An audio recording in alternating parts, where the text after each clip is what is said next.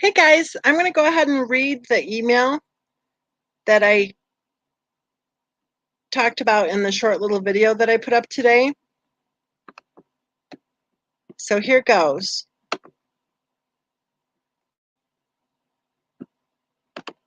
It says, "Good morning. I comment a lot on your videos as blank," because she put her profile name. I'm not going to say it. "I've been watching you since the beginning. Love the channel. To the point of my email, I am a thriver, have been for a while, so I know about the products. On SW's nightstand was an unopened pack of Thrive tablets. Those are to be taken every morning as soon as your eyes open," which tells me that she had prepared for bed after coming home. So she wasn't killed as soon as she got in the house, like some shiners claim.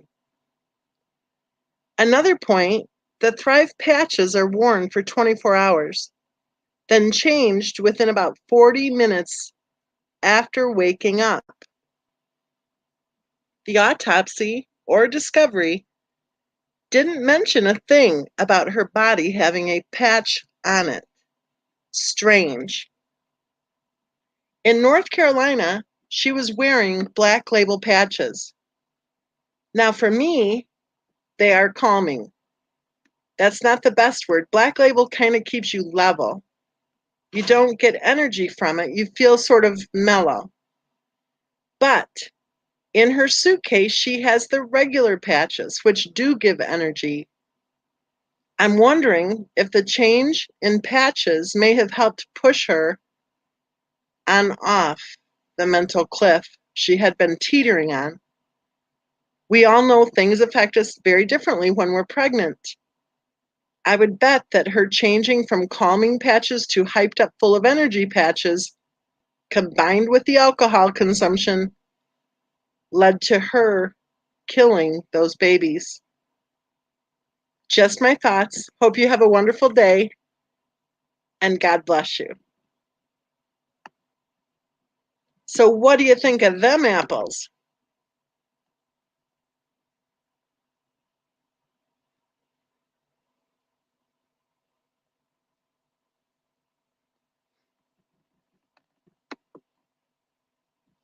Hey, Isabel, I'm glad you're here.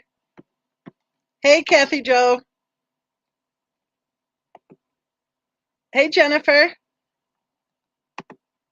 Hey, Thomas. So what'd you think of that email? Isabel says, "I believe she was toxic and drinking and full of rage, in my opinion." But think about that timeline. If a thriver is supposed to set those pills on their nightstand the night before and then take them as soon as they open their eyes, those pills were sitting right on her nightstand, okay?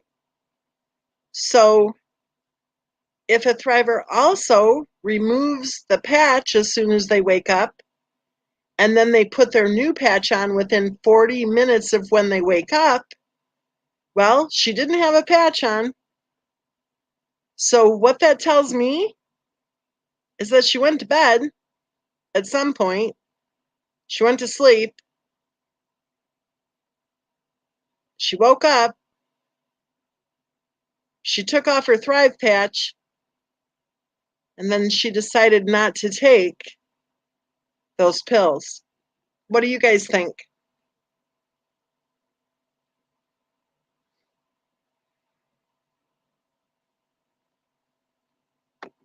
Thomas says, "Was she still on 28 drugs?" No, she said that she stopped taking her 28 drugs per day cold turkey when she moved to Colorado.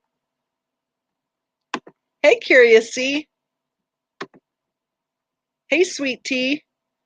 Sweet Tea's recovery time hearing impaired says, "I wonder if the patches were taken off. If she was going on vacation, she may have wanted more energy. Seems like not so much because they don't differ that much once used to them."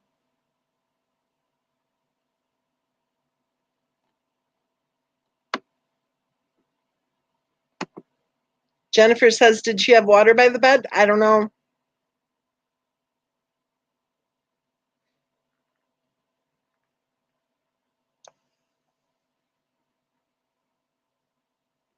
But if she set the pills out, that means she was getting ready for bed. And if she took the Thrive patch off, then that means she woke up. According to what the Thriver says is the normal routine. So if she took that patch off, if she woke up and took the patch off, you see what I'm saying?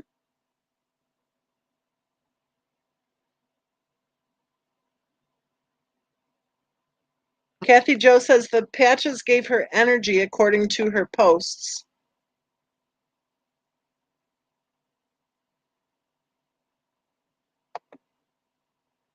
Jennifer says if not, that is why she hadn't taken the pills yet. Well, maybe she decided not to. Maybe she woke up and realized that her husband left for work without telling her that he was not divorcing her, right? And maybe she got pissed. Sweet Tea says the cold turkey going off meds sure could have helped make her more irritable. She went cold turkey in 2012, you guys, 6 years before the tragedy. And I highly doubt she went cold turkey on 28 pills. I think it was a lie. Ray says it's interesting. I'm confused as to why CW still does not want people saying bad things about SW. That's what he told Unmurdered. Oh, geez. Do we have another expert out there?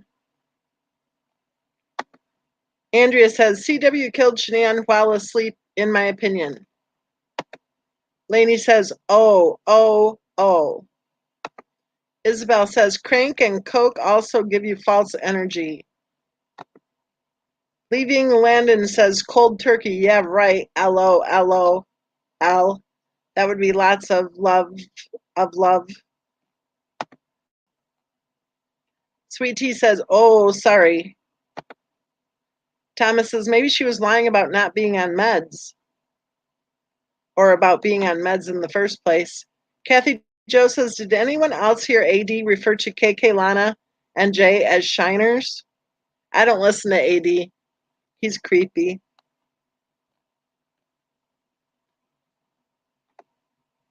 I don't know. When he says bubbles, that just seems so weird.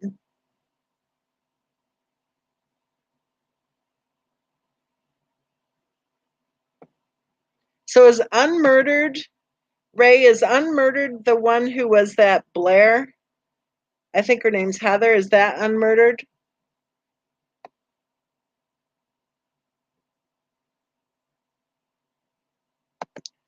Brent something or other says, OMG, LOL, lots of love, does not mean laughs of love. Nobody said laughs of love, Brent. You kidding? Ha ha ha. Kathy Jo says, I usually catch the first few. Yeah, I do too, Kathy Jo. I'll click on and listen for a few minutes, but then I have to go, ooh. Brent says, you don't seem too educated, ha ha. Brent, do you want to discuss the case or do you want to just get blocked? Ray says yes. Isabel says, with all due respect, I've always thought that LOL is laugh out loud. What am I missing? LOL, lots of love. Lainey says, it does, Brent. Kathy Jo says something. Oh, just for a few minutes? Yeah, he is ignorant of the case. I've noticed that too. Kathy Jo says, bye, Brent. Ray says, Heather showed proof that she is talking and writing to CW. Is that the Blair one, that Heather? I don't know. I think people should stop saying whatever Christopher Watts said. It's just my opinion. Kathy Jo says, Isabel, we have been over this. Brent says, you said laugh of love. Brent, I'll ask you one more time. Do you want to discuss the case or do you want to get blocked? Isabel, okay, I'm your world. It's lots of love. I just didn't know. Brent just answered the question by saying LOL is laugh out loud. when we know that LOL is lots of love. Bye-bye, Brent.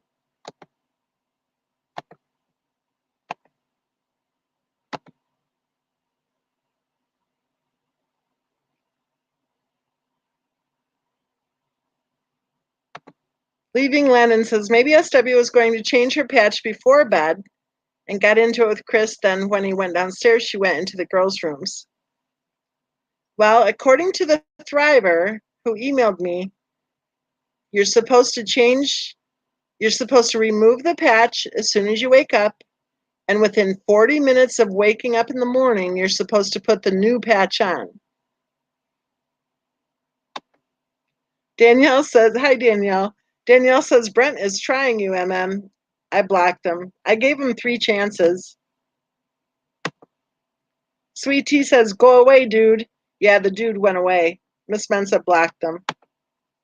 Isabel says, Kathy Joe, I have a life. I missed something. Oh my gosh, here we go. Contrary Marge says, hi, everyone. Leaving Landon says, okay. I didn't know that, Leaving Landon, until I saw the email, but evidently there's a little schedule they follow. And when I read that email, I thought, whoa, wait a minute here. If that patch was removed, then that would tell us that she woke up and that she died within that 40-minute time frame. Think about it, too, with the way he was in the driveway. He pulled right in the driveway. You know, people are like, oh, he would have never dared pull in the driveway. Well, I don't know why not if he just got through telling her they were through, right? And let's be real, that marriage was over. That marriage was over in March, at least, and more like December, and more like probably 3 years before that. So, yeah, he's going to pull his truck into the driveway because you know what? He was done taking her shit. So she probably woke up when she heard the truck in the driveway, and that probably pissed her off even more. Leaving Landon says, does make things interesting. Lainey says, is it a pill, patch, and shake? Yep. The trifecta effect. Sweet Tea says, you sure could be onto something. I think we are onto something. The person who emailed that to me, I thought, oh my gosh, this is huge. This is like right up there with NA's cell phone having I think the son put her Shanann's number in as mom's work, right? Danielle said, or NA pulled it off. Kathy Jo said, new patch designs are released almost monthly, so you can almost date a picture from which patch she's wearing. Ooh. Isabel says, I really wish he could have his 36C. It's called a 35C, and he'll never get it. And more than that, I wish he would tell the truth. I wish he would tell the truth, definitely. Red Raider says, LOL, lots of love at MM. Contrary Marge says, maybe the patch mixed with cocktails, travel fatigue, made her flip out. Or maybe she was already flipped out, like 20 years earlier, and dealing with flip out mode for 20 years. Lainey says, totally agree, MM. The truck was a big fat, I'm going to reverse my damn truck in my own damn driveway. Exactly. And think about it. I bet that pissed her off. I bet she was sleeping and she heard him pull in the driveway and he didn't come in to like grovel or beg or anything because he was done. He was through. I bet he pulled that truck in the driveway, took his sweet time, loading it up, getting ready for work, and I bet she was fuming. Isabel said, yes, 35C. Curious C said, I went on her Facebook for the first time in the video of CM flossing. I think she was obsessed with him. She had a video of CM flossing? I didn't see that. Ray said, can the Thrive patches give you rage blackouts? I don't know. I don't think she needed a Thrive patch to have rage blackouts. I really don't. Her temper and outbursts sound like someone who was on lots of different drugs. Well, at one point she claimed she was on 28 different drugs. I'm sorry. Oh, you guys are fun tonight. I just had a cup of coffee too, and I poured a second cup, and I wasn't paying attention and I poured a little too much, so I'm going to balance my cup here and take a sip.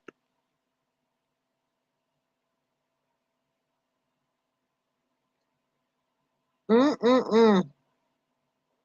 Just right.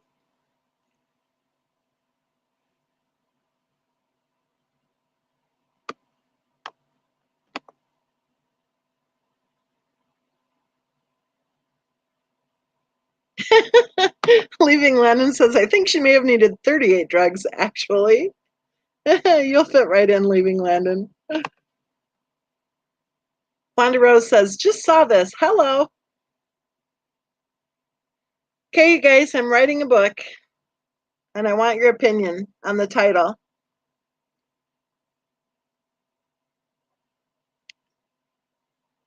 I'm thinking of calling it Christopher Watts, The Rest of the Story. What do you think? Kathy Jo says, hey, Wanda.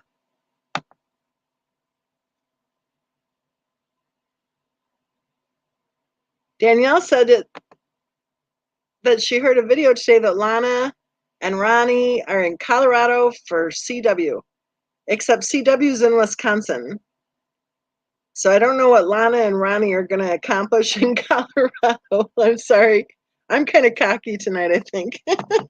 Maybe the coffee, maybe I put too much coffee in the coffee. Oh my goodness. Maybe they're meeting with a lawyer. Mary says, good title, yes. I think it is a good title, but it just kind of feels like there's a better title out there, and I'm not sure what it would be.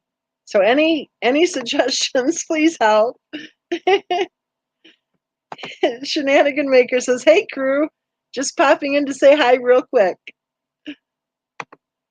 Ray says, I just started reading your book on Betty Broderick. I'm hooked. You know what? People like that book. I'm kind of like, that is one of the most popular cases in the true crime community, is the case of Betty Broderick. And I'm kind of out there with my opinions on the whole thing because I totally 100% believe that Betty Broderick went to her ex-husband's house to commit suicide. And I think that her body took over. I think her survival instincts took over. People always say there's fight or flight. Actually, that's wrong. There's fight, flight, or freeze. In my opinion, Betty Broderick was stuck in freeze mode for years. It's a response, a survival instinct. It's a survival instinct that will save your life, okay? Some people fight, some people flee, some people freeze. I think Betty Broderick was in freeze mode. And I think that when she went there to commit suicide right in front of him, in her words, she said, so that he could live with what he made her do by splattering her brains all over his ceiling or something along those lines. I think her body took over and turned the gun in the other direction. I believe her when she testified and said that she didn't know what happened. The gun just went off 5 times. And before she knew what was going on, her gun was empty.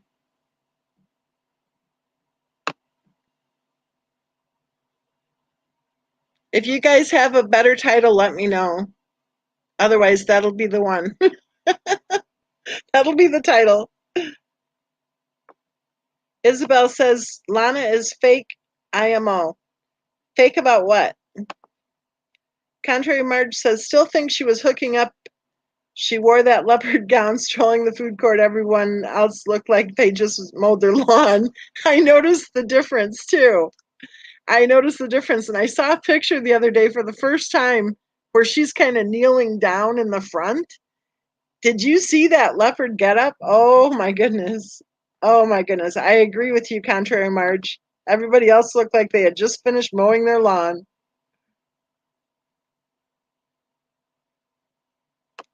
Ooh, here's a better title. Roll says, Behind the Shitstorm. I like that. I like that. I'm going to write that down. behind the shitstorm. How about the case from hell? That's another one on my short list.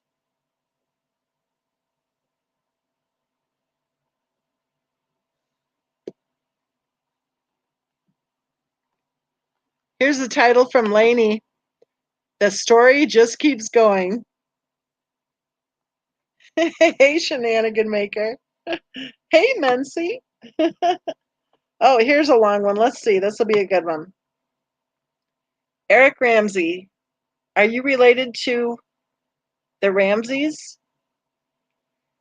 Eric Ramsey says, Miss Mensa, thank you for your amazing diligence in continuing the much needed discussion. I became ill right after the YouTube stuff got crazy. Can you recommend your video to start with? No. Are you healthy now, Eric? I hope you're healthy now. Mary says, I remember the Lifetime movie about her. Made her look nuts. I know. And I don't think the movie included a lot of important information that should have been included.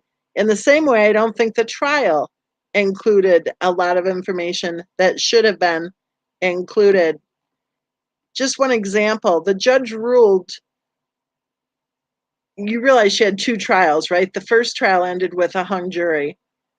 The second trial, the judge ruled that certain information could not be presented by the expert witness on domestic violence. And one of the reasons he stated in his ruling was because when Dan Broderick knocked Betty right on her ass because he became angry with her because when they were skiing, they were on a ski vacation, she accidentally skied over the front of his ski, and he became so angry he knocked her right on her ass. Okay, husband of the century, right?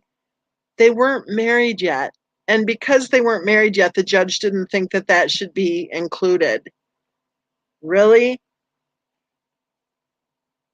And remember, the prosecutor said things like she knew that Betty wasn't abused because Betty had money, and she knew that Betty wasn't abused because Betty didn't have any broken bones. That's how little was known back then. 1989, 1990, I think, was the trial, because the killings happened, I think, the first week in November of 1989. That's how little was known about domestic violence back then.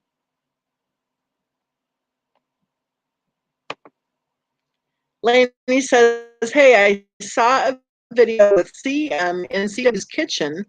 LOL, lots of love, with all the family. I've never seen that video. Contrary Marge says, Dan did her wrong. He sure as heck did do her wrong. Nola girl, you're so right about fight, flight, or freeze. I freeze. When my boys were little and they got hurt, I couldn't move. Well, I told you guys the story, I think in the last live chat, how we were out at one of our grandmother's houses out on a little farm, and the rooster attacked one of my sisters and me. And my sister said, okay, at the count of three, we're going to run. She said, 1, 2, 3. And I stood there while my sister ran.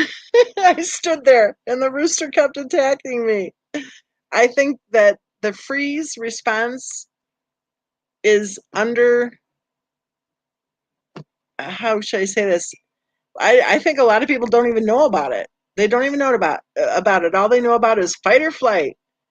But the freeze response is very common, and I think that we see it a lot with women like Betty Broderick, who are being battered psychologically. I think it's very difficult to identify it sometimes, especially in 1989, right? I mean, back in 1989, people didn't even talk about physical abuse. They certainly weren't talking about psychological abuse.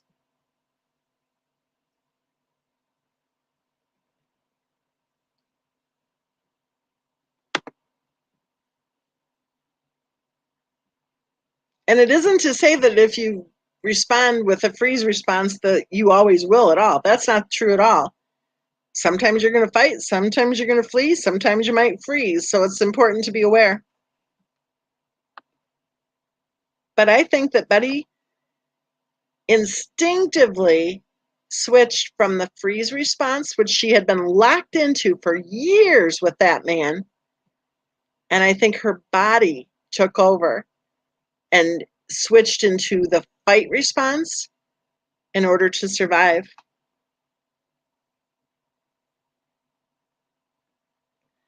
Leaving Landon says, all I remember about domestic violence in film was The Burning Bed. That was a really good movie. That was a Michigan case, actually, that movie was made about. The case of Francine Hughes. She had divorced her husband already, but he lived right next door. She lived next door to his parents, and he moved in with his parents. So what that meant for Francine Hughes was that he was still abusing her regularly. And one night, after he tore up her textbook, she was trying to take classes, and he tore up her textbooks and beat on her and other terrible things. She poured gasoline around the bed and lit a match. And she already had the kids in the old station wagon. And she beelined out of there and went directly to the police station and told them what she had just done. I'm very impressed by her lawyer, very impressed by him for representing her the way he did.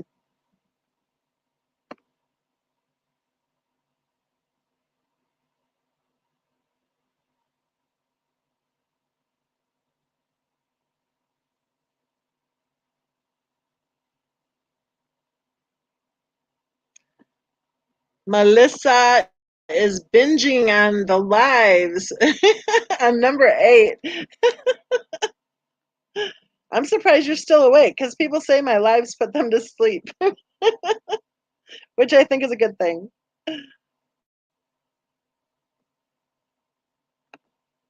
Thomas said, so true. Burning Bed opened up that conversation big time.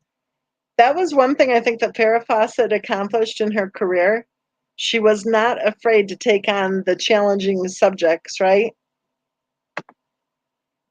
Melissa might have talked a bit about this already, but KK just announced, oh boy, we care about KK. KK just announced on her Patreon she has decided to cut ties with the one. Are you kidding me? Oh, I'm going to laugh. Oh, no way. We should make a list of all the people who have decided to cut ties with the Watts. And I want to say this in her defense, okay? I don't know KK. I've never spoken with her, whatever. You know, I'm not impressed by what I see, and I'm not impressed by the fact that she was involved with a lot of the shit right at the start. But I will say this, when she says she has decided to cut ties with the Watts, I believe that is how it went. And I'll tell you why. Because I've been there. People, the channel creators who I don't know, have whatever issues, they're like, oh, the Watts are throwing them to the curb. No, I don't think the Watts leave people. I think people leave the Watts. I'm just saying. So good for KK if she has decided to cut ties with the Watts. I think that's a good decision, KK.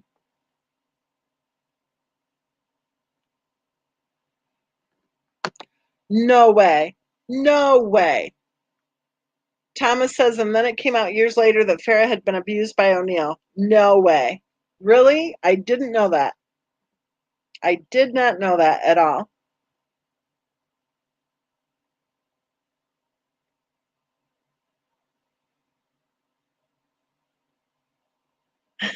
On the lake said, what? She's giving up her seat at the table with the attorneys? Well, yeah, evidently Chris doesn't want her sitting right next to him anymore.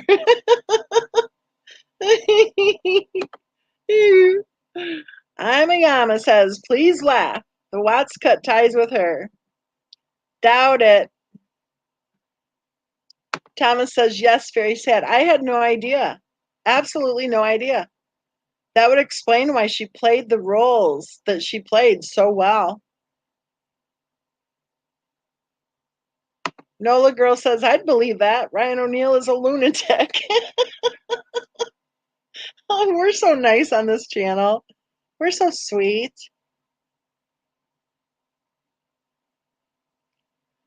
Lainey says, I'm a llama.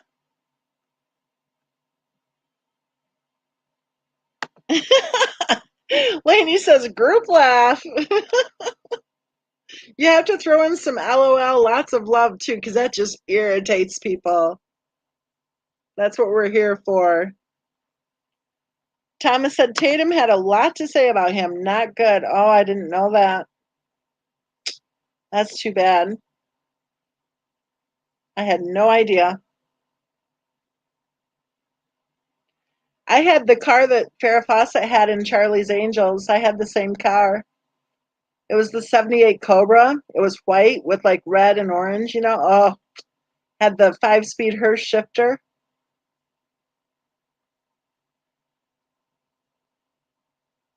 That was one hot car for one hot mama.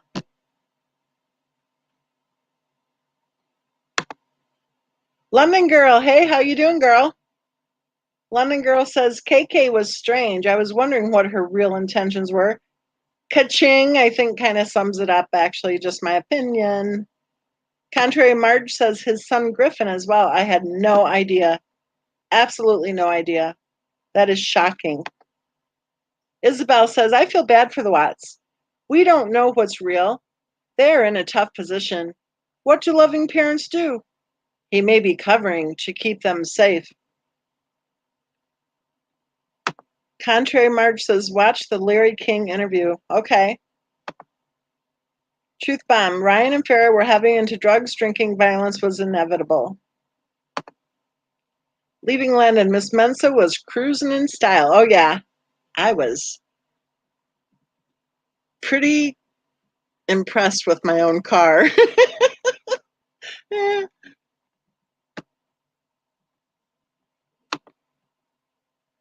I just heard like a little growl, and it just kind of scared me because you guys know, although it's winter, the bears aren't walking around. And I just heard this little, like, I thought it was like an outside growl, right? I wouldn't say it scared me, but I was like, what? A bear's awake? That doesn't make sense because they usually don't come around at all in the winter, right? And then I thought maybe it's one of the raccoons because the raccoons like to come around and I hate it. And then I thought maybe it's one of the coyotes that I heard last night. Huh, right? No, it was my coffee maker. I'm brilliant. Nola Girl says, I love Charlie's Angels. I do too. I do too, especially when I see my car. Oh, here's a serious comment. Let's see. Melissa says, allegedly, she was invited to go to Colorado with Jays for Justice and Lana and Ronnie Watts, but decided not to go. I don't know. It was on Reddit. Just giving some tea. Shenanigan Maker says, and P.S. I'm picturing you as Charlie's Angels, and it's not hard to picture. Already an angel, but don't need no man. Oh, we all need men, Shenanigan Maker, don't we? Really? Who was the one with dark hair? Jacqueline Smith? I looked like her, not like Farrah Fawcett, because I'm 5'9", long dark hair, blah blah blah, right? So I always identified, because remember I was 18 in '78, right? So I always identified with Jacqueline Smith. I wasn't impressed by that Kate, whoever she was, Kate something, but Jacqueline Smith to me, that's who I identified with. Ooh, DG had a Chevy Nova 350. I would have beat ya, DG. I would have beat ya. Cosmo says Dan Broderick was rich, well respected in the community. No, he wasn't. With lots of connections. I'll agree with Dan Broderick. Can't say his name. Daniel Broderick was rich, and I do agree he had lots of connections. Betty had no chance against that kind of power and influence. Well, she did have a chance, but I think she was she did have a chance. She could have made different decisions, but I think she needed help, and I think he knew how to beat her down psychologically. He just knew. The thing is, I think she was smarter than he was. I think she was harder working than he was. I think she was a better parent than he was. I think she brought a lot more to the table than he did. And I don't think he ever would have been successful if not for her. It's just too bad. I don't want to minimize her pain, but I think a lot of her problem was that she was pregnant all the time. And I think that her body was just, her pregnancies and the miscarriages and losing the one baby at birth, I think it was too much for her physically. So I don't think she could, pull it together to take him on, because I think she really could have made his life a whole lot more miserable than he was making her life if she hadn't had all of those pregnancies and everything.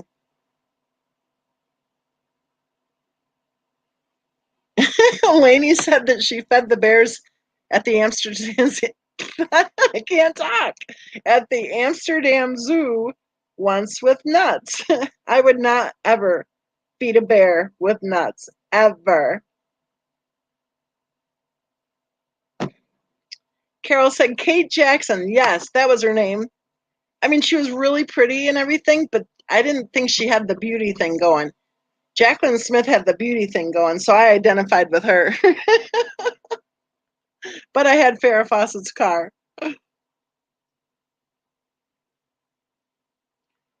Heather Snyder has said through the rabbit hole twice, so that's probably code word for something. Your thoughts on Clara Harris? Who is Clara Harris? Is that the gal who drove her Mercedes over her dentist husband's body like 6 times or something? Or was that the astronaut who wore the diaper? I don't know. That name sounds familiar. I think that's the dentist's wife. Shenanigan Maker just did the roll call. Who let the LOL lots of love crave back into chat? I blocked one so far.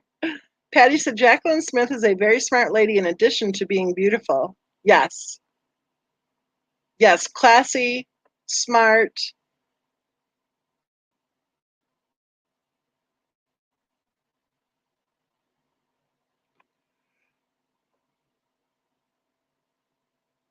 But thankfully, it wasn't a bear. Thankfully, it was just my coffee maker making noise. Okay, Clara Harris is the one who ran over her husband. I think that's the one where she had his daughter in the car with her, and then they went somewhere. I don't know where, like a convention center or a hotel or something. I don't know. And she saw her husband kissing his girlfriend after they were like coming out of wherever they had spent the afternoon. And man, according to the daughter, I think she ran over him like more than a few times. Isabel says, back in the day, your car, my motorcycle, what a team.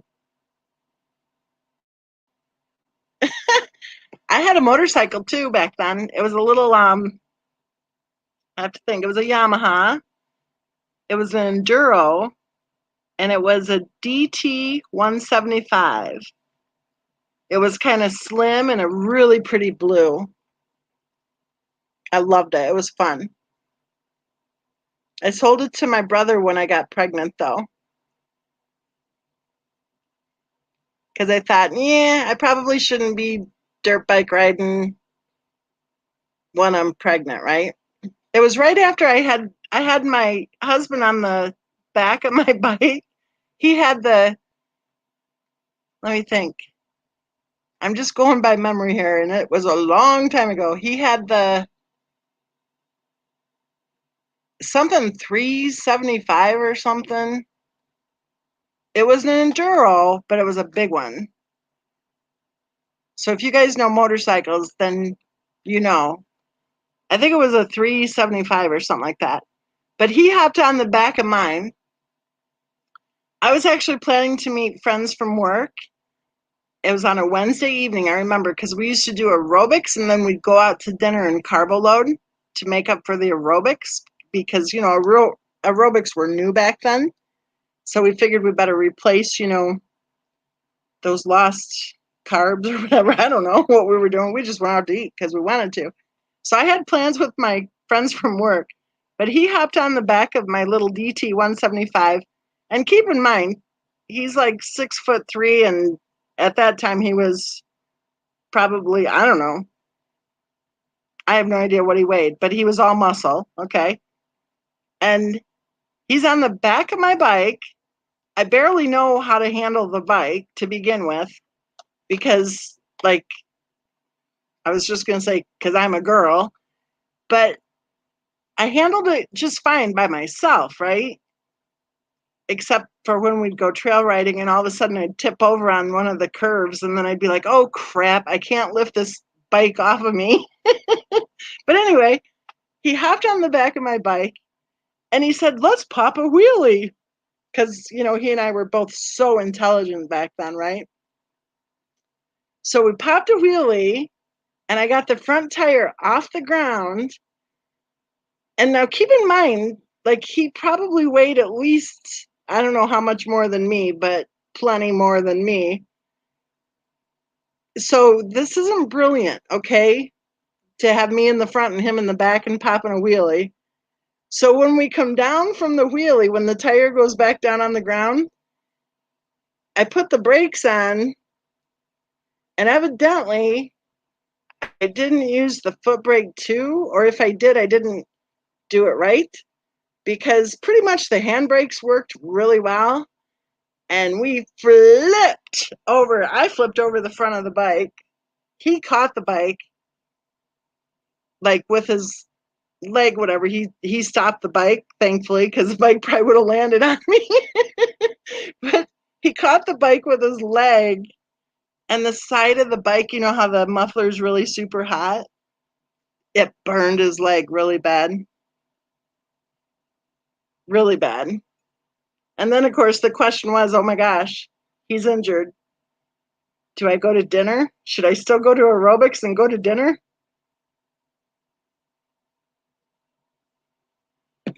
I'm just kidding. I'm just being snarky.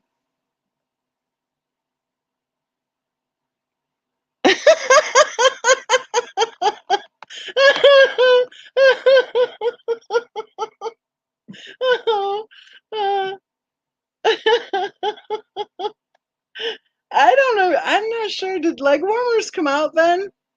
Because what I remember, I had a pink jacket, a sweat jacket thing, and pink sweatpants that were like pretty. I don't think we had leg warmers then, did we?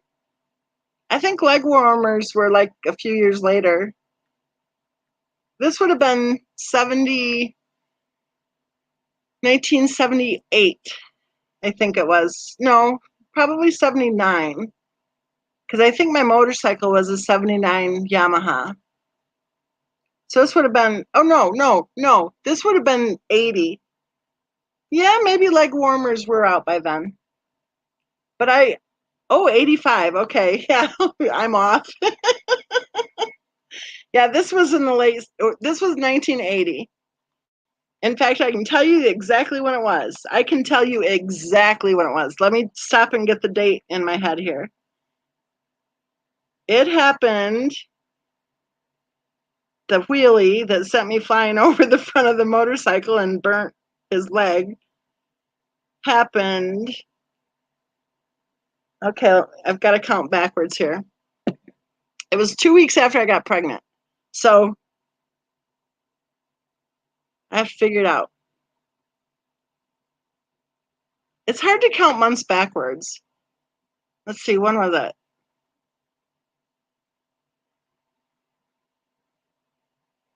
Okay. It would have been the end of August of 1980. Did I have Earth shoes? No, it wasn't neon pink. It was a soft pink. I bought it at JCP.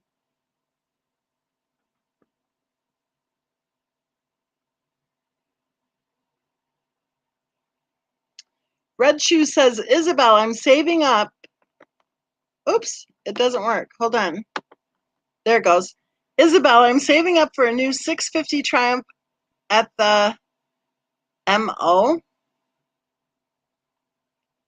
Can't wait. Yeah, Contrary Marge says definitely early 80s. So that would have been before the leg warmers. I remember the leg warmers.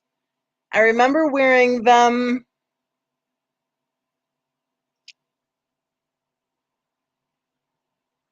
I've got to think. 1984 was when I wore leg warmers. Do you remember the stretchy pants with the little thing underneath our heel too? Remember that?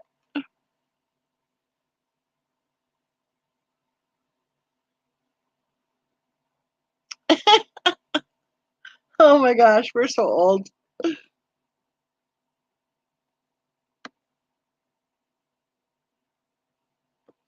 Isabel said, I've kickstarted and been sent over the parts. You know, there's an old saying. This is what my lovely husband said. You ain't rode till you been throwed. And I've got to tell you, after that happened, I was a better rider. And it's kind of weird. You would think that if something like that happens, right, then you would be like skittish about it. But I was a better rider after that happened. And the reason I know exactly when it happened is because I actually hurt a lot the next couple of days. And I went to my doctor. And when I went to my doctor, you know, they ask you the questions, you know, blah, blah, blah.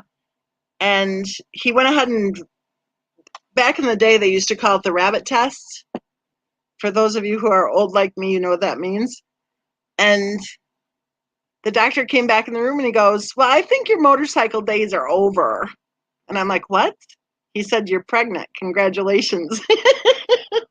I'm like, really? So, anyway, is that too much information, you guys? Should we talk about the case?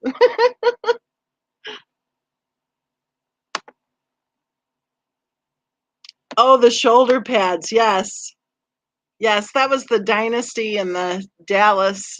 I think Linda Evans was responsible for the shoulder pads.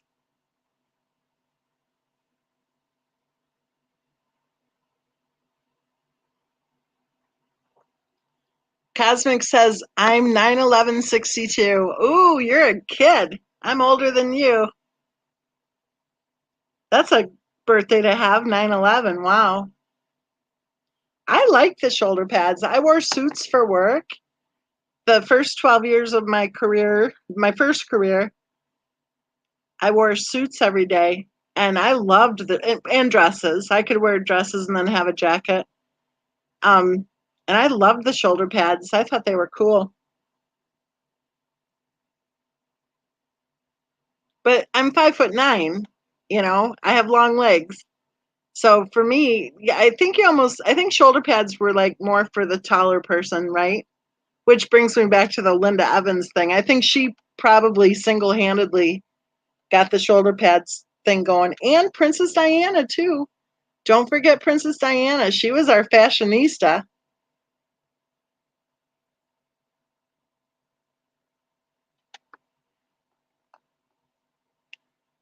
I don't remember ever wearing parachute pants. You mean with all the pockets all up and down the sides? I don't think I ever wore those.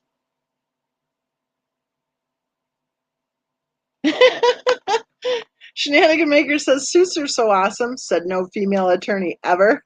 LOL. Lots of love. Joan Collins, remember the time when she was Alexis Carrington and they were on trial. Remember who shot? Wait a minute. Did Blake get shot? Because I remember the who shot JR routine. Did Blake Carrington get shot? Why did they have a court hearing or a court case? Anyway, Alexis Carrington Joan Collins came walking into the courtroom.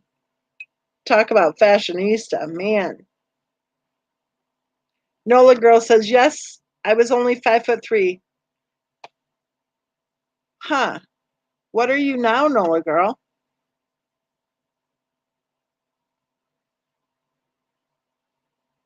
I do. I think taller women loved the shoulder pads and shorter women were like, these suck.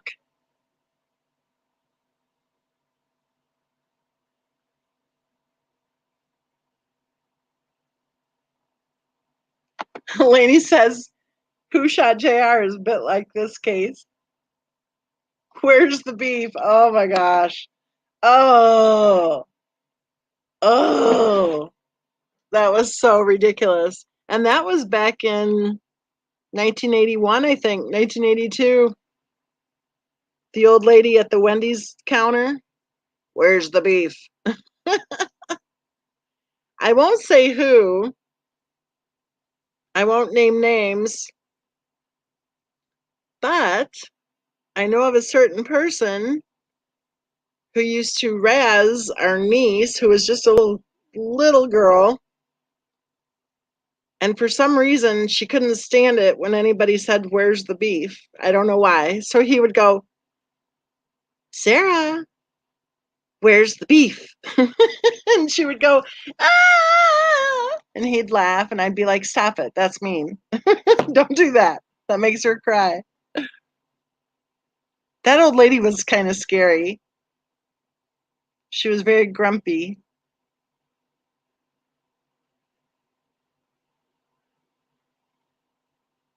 Nola girl is telling us that she is still 5'3". That's good because Nola girl, when you said that you were 5'3", I was kind of worried.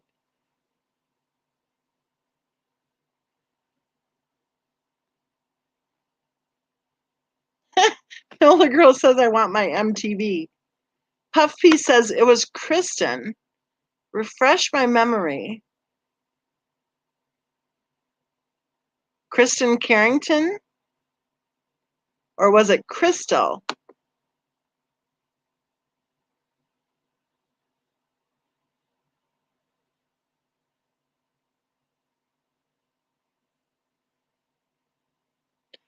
Oh, Kristen shot JR? Not sure about Blake. Flamingo Road. Morgan Fairchild. Yep, she was pretty. Deplane. Smiles, everybody smiles.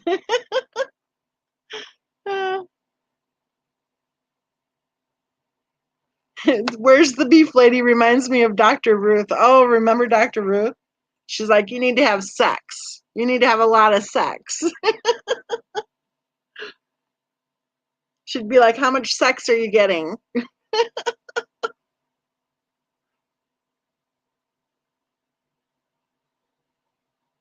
I do think that Where's the Beef Lady really helped Wendy's. Like, it was a great marketing.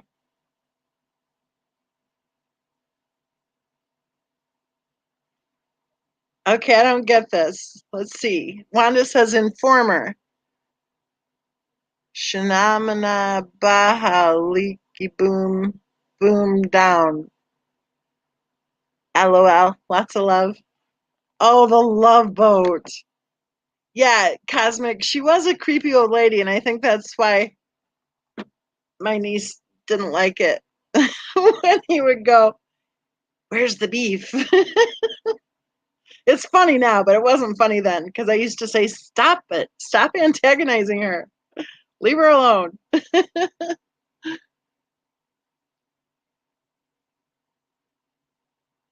The Love Boat was kind of weird. I mean, and it was pretty predictable, but it was relaxing to watch it. We had so many women working in the 80s, because women had just like flooded the the market, right? The workforce, that the major, television networks produced basically soap operas for us in the evenings because, I mean, we could try to videotape whatever, right? But that was when videotaping was like brand new. Um, so plus our generation didn't really get into the Luke and Laura stuff all that much, and we were working. So we got like a better grade of soap opera with the Dallas and Dynasty and stuff. And don't forget Battlestar Galactica. That was another good one. Who was that guy? Um, I can picture him. Who's the captain? Whoever the Battlestar Galactica guy, Lorne Green, I think is his name. Now that's a good-looking man in his day. Definitely, definitely. Right. The 70s, a lot of the moms were still at home, but in the 80s, we were working. Dr. Ruth was a secret guilty pleasure of teens. LOL, lots of love. She was something special, man. She was kind of like the Judge Judy of the sex addiction or something. I don't know.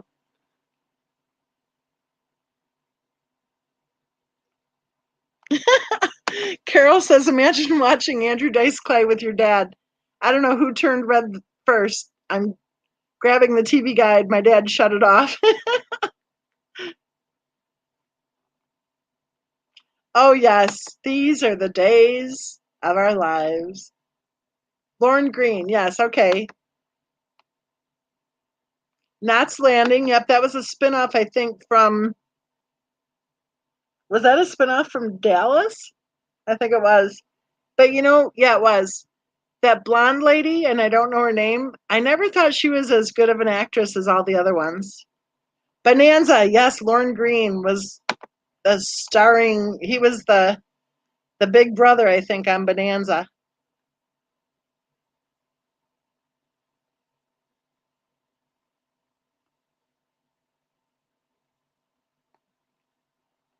All My Children, that's another one. General Hospital and All My Children with Billy Clyde, what's his face, terrorizing Ruth Martin was the best. What do you guys think about Erica? Like, she was the daytime soap opera actress that I think everybody loved to hate. Wasn't it Erica? Yes, contrary Marge, it was Donna Mills. That's who it was. She never seemed to be that great of an actress to me. I don't know. Michael Landon, Little Joe, yeah. Dark Shadows. Yep, Michael Landon on Little House on the Prairie. Falcon Crest. Yes, that. Hi, Robin. That was one of the spin-offs too.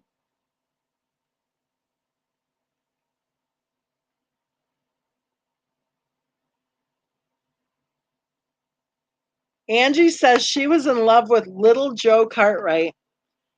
Okay, you guys, guess who my heartthrob was in 1978? See if you can guess it. You're going to laugh so hard when you hear it. I had a heartthrob in 1978. I'll give you a hint. He was a television star, but he was also a singer. And he appeared at a rodeo. And afterwards, those of us who were crazy in love with him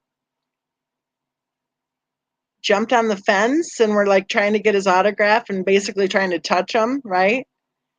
And we got to be right up close with him too. It was really fun. Like we were piled on the fence. And then all of a sudden I realized, because I was right on the fence, and I realized the fence was moving. It was like a gate, at the rodeo thing. And his handlers were like actually moving us because they were leaving then, moving us away. And we were all on the fence and they had some way of moving the whole fence. So there I am riding the fence and we're all leaning over, like reaching for me. It was really hilarious. There were witnesses, so a lot of people heard about that night. So, okay, guess who was my heartthrob in 1978? And I'll be right back.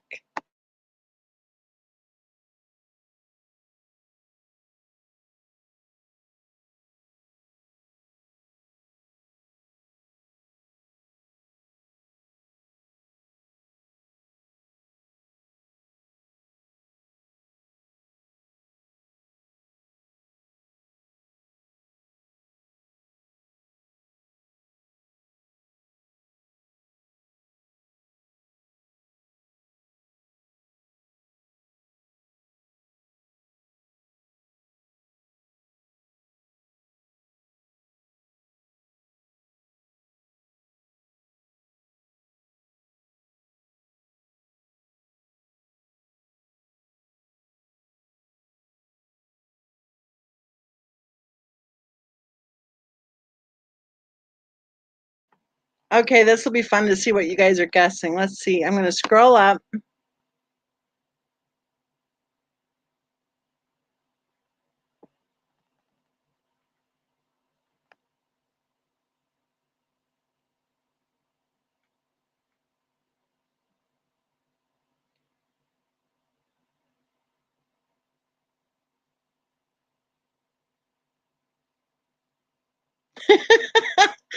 Gina's guessing Chachi. Lolly's guessing Sean Cassidy. Red Shoes is guessing someone I've never heard of. David Soul. I don't know who that is. Jennifer says David Soul. I don't even know who that is. Ooh, Red Raider, Andy Gibb. Good guess. He would have been my number 2 heartthrob, except I actually like Barry Gibb better. Thomas said David Cassidy. Angie said Sean Cassidy.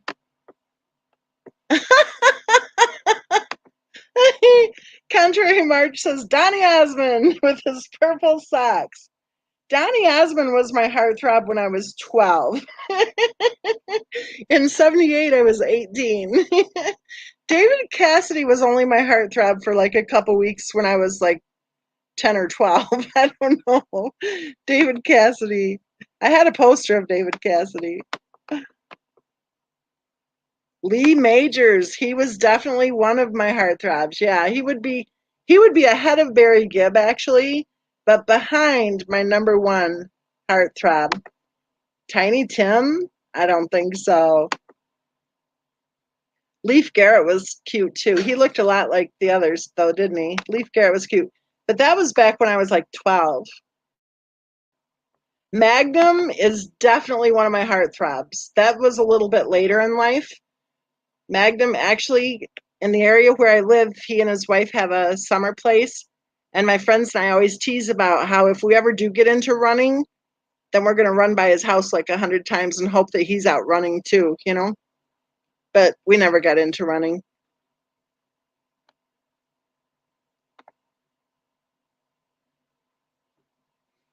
Rick Springfield, I liked just for a little bit. But again, that was when I was like 15, maybe? I can't remember. When was he on General Hospital? Was that like 75? Whenever he was on General Hospital, I thought he was hot for a nanosecond. Magnum was, and I'm sure he still is, hot. The brawny man was the love of my life. Well, my heartthrob that I'm talking about, the number 1 that nobody's guessed yet, looks a little bit like the brawny man. There's a hint for y'all.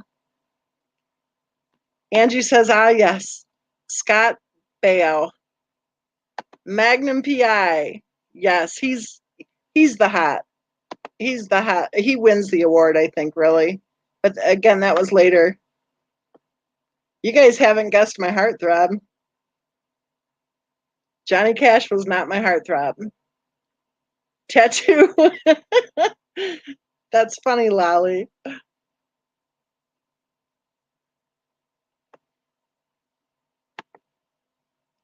Jennifer says, I still watch Starsky and Hutch. Okay, you guys are getting warmer. I'll give you another clue. It, my number one heartthrob in 1978 was not Starsky or Hutch, but they were, but he was on a television show with another person. And you know how Starsky and Hutch had like one blonde and one brunette, right? Well, my heartthrob in 1978 was on a television show, I think with his cousin. It wasn't really his cousin. And they drove a fast car. So that's all the hints you're going to get. California Sunshine says Kenny Rogers. No, I never got into Kenny Rogers. My mother went to church with him, though. She said it was cute when he sat in the little chair. There was a singer, too. I can't remember who. I think it was Sting, maybe. She said how it was so cute because, you know, these older guys marry these younger gals, right? And then they have little kids when they're like old enough to be grandpas. And she said it was really cute. Kenny Rogers, and I think it was Sting, but I'm not sure, were both part of the Christmas program that their kids were in. And they were sitting in these little kid chairs singing along and stuff. She said, you know, that was kind of cool to see Kenny Rogers sitting in a little kid chair singing his songs. You guys haven't guessed my heartthrob. Dukes of Hazzard. Robin, our prosecutor, with no fear, guessed the show. Now, who was my heartthrob? John Schneider. Thomas for the win. Oh, I didn't know that. Seriously? He hasn't been my heartthrob since 1978, so it makes sense I wouldn't know that. Tom Wopat was hot also, but John Schneider was my heartthrob. He's the one that I hung onto the fence with a bunch of other young women while we screamed. Don Johnson was cool, but I don't know. His whole Melanie thing and stuff, I don't know. John Ritter was adorable, yes. He was adorable, but I think we liked his car more than him, actually. Like, I think anyone could have been driving that car and would be going, ooh. I used to fold laundry to Miami Vice. You remember that song, I Want to Know What Love Is? I think the theme of it was his partner had fallen in love with someone, right? And then at the end they played the song, and that's where they introduced the song was I Want to Know What Love Is. Oh my gosh. I remember folding laundry and thinking that is such a beautiful song.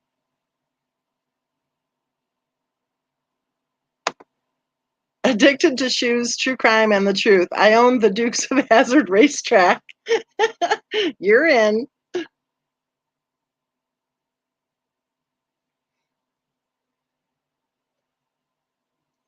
Yes, Chips was another one. He was a hottie with his motorcycle, wasn't he? Foreigner, yes. You got it, Jolly.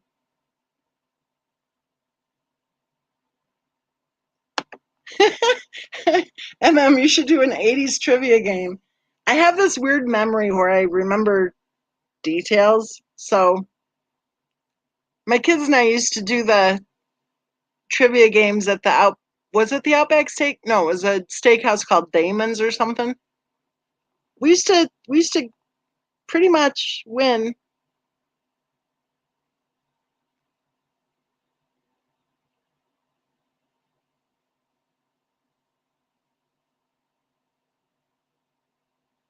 Robert Blake Beretta, yes. He was a good actor and he was a good looking guy. You got a kiss on the cheek? Are you serious? From John Schneider? Oh, wow.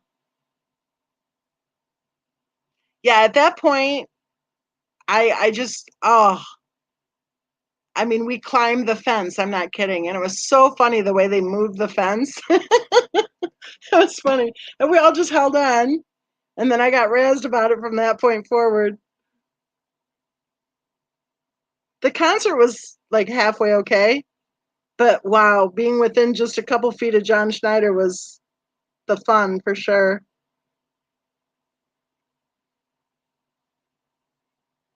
Isabel says, "Good night, loves. Gotta get up early. Good night, Isabel. LOL. Lots of love."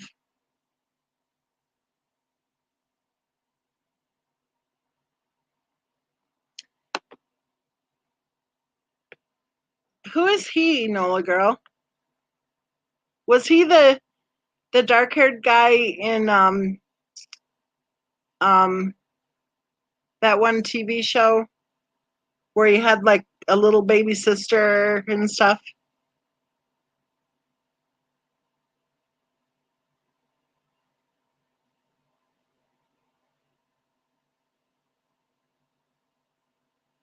Lolly says, "I still think it was Abe Vigoda. I don't know who that is either."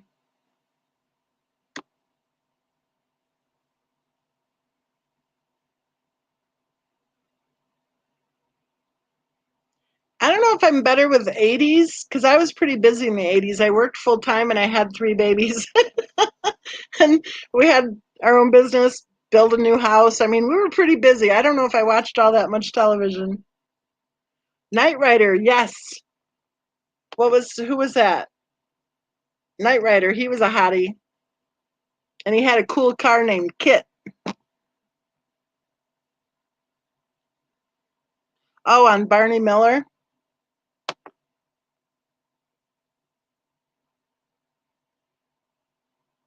Okay, ask me an 80s question and see if I know the answer. I bet I won't.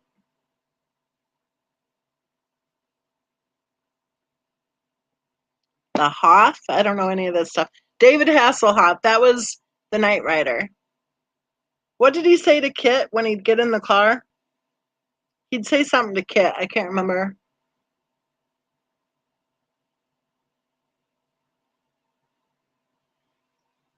Name the news reporter from WKRP. WKRP from in Cincinnati. Name the TV reporter. I can picture him. He's a real nerd. Give me the first initial of his name. Just the first initial. That's a good question.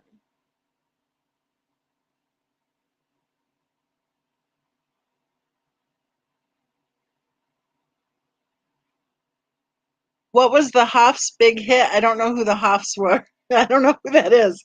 Okay, let's forget the trivia idea because I don't know.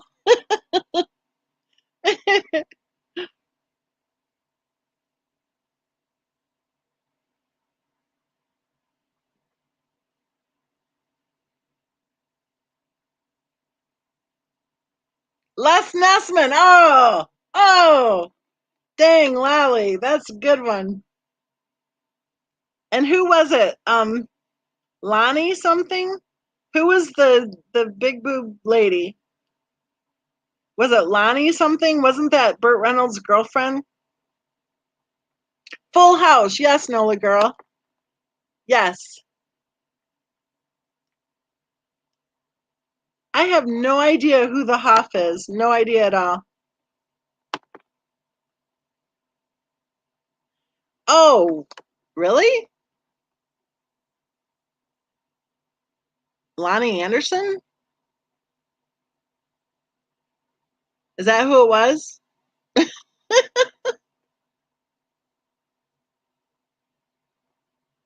Hoff eating a burger at 2 a.m. Super schmexy.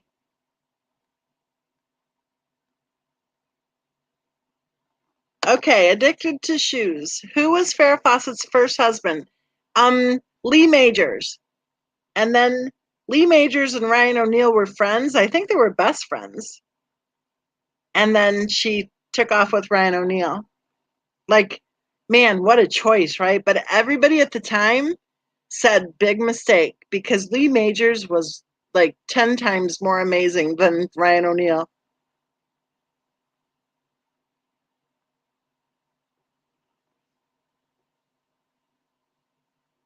At the same time, I think most young women across the country were saying like, "Oh, good, Lee Majors is free." Yeah, she should have stayed with Lee Majors. I think he absolutely loved her totally, and she took off with Ryan O'Neal. Not a good plan.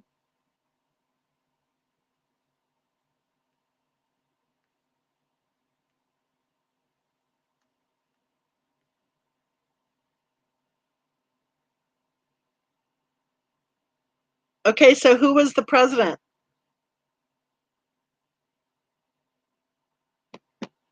for 8 years in the 80s? The best president ever, I might add.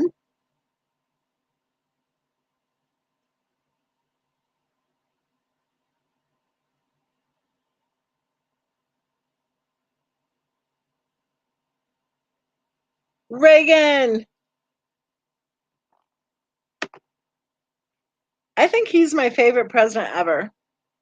Reagan, Reagan, Reagan, Ronald Reagan.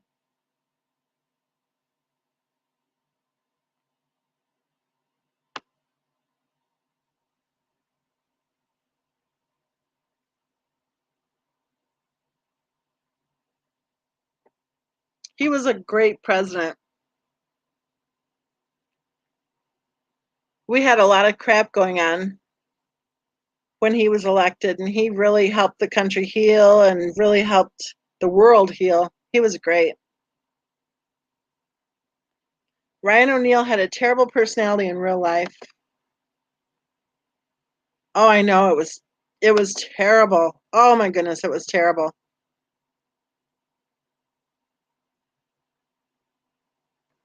Jill says, ever see a young Ronnie Reagan? Wow. Yeah, he was a good looking guy. Bedtime for Bonzo. Name the radio hit with the most airplay of the 80 in the 80s. Hmm, I have no clue. Okay, give me a first letter. Angie had a thing for Speed Racer when she was 3. We're getting so personal here. I need a first letter, Lally. If we ever do a trivia game, Lally, I want you on my team.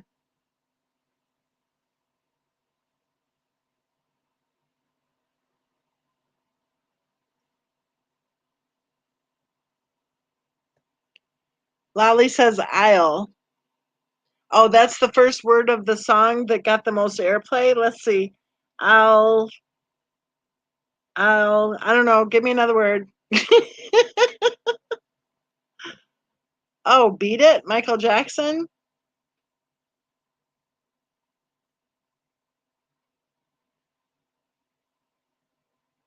Welcome to the Jungle, Guns N' Roses. Oh, the Whitney Houston thing? Was it Whitney Houston? The Bodyguard theme song? Oh, Lally said no.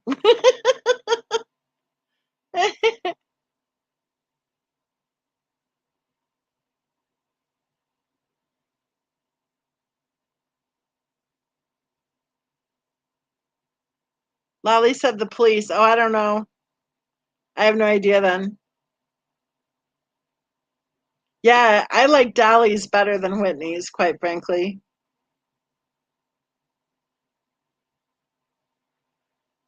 I like Whitney's, but I like Dolly's better. The original. Oh,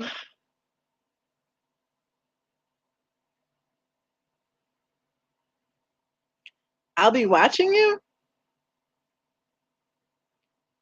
Can you hum a few bars? I'll be watching you. Okay, let's Google. Let's see. Google. I'll be watching you lyrics. Really? That got the most airplay? I would have called that song Every Breath You Take. I I didn't realize that was the number one. That's cool. Oh, now I can't find StreamYard. Hold on. There you are. Yeah, every breath you take. Oh, Whitney's voice was beautiful. I just liked Dolly's better.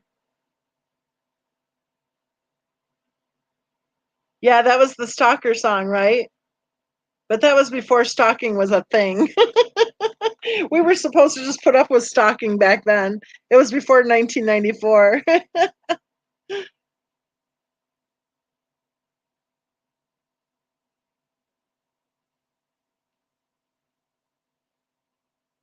Yeah, really.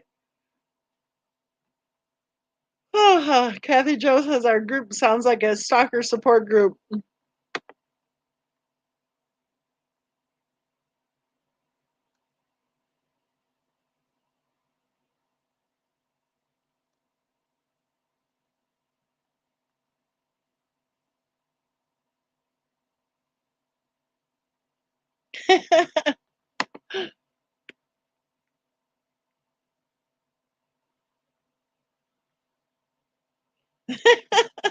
Chatterbox says, "What you doing besides yawning?" LOL, lots of love.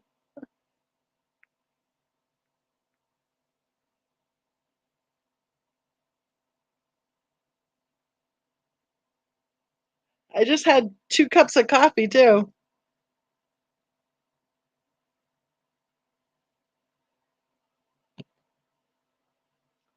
Chatter's in the house. Chatter, you want to hop up on the panel?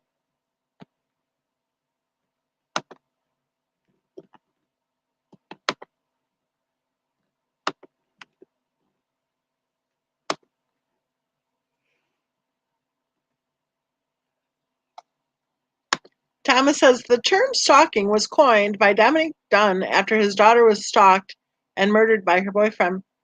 I didn't know that.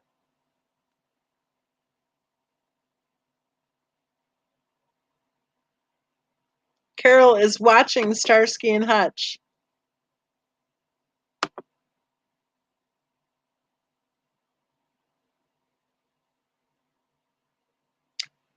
Name your favorite. Soul Train versus American Bandstand. American Bandstand. You know, it had a good beat, but it was kind of hard to dance to. Remember how they used to rate the music?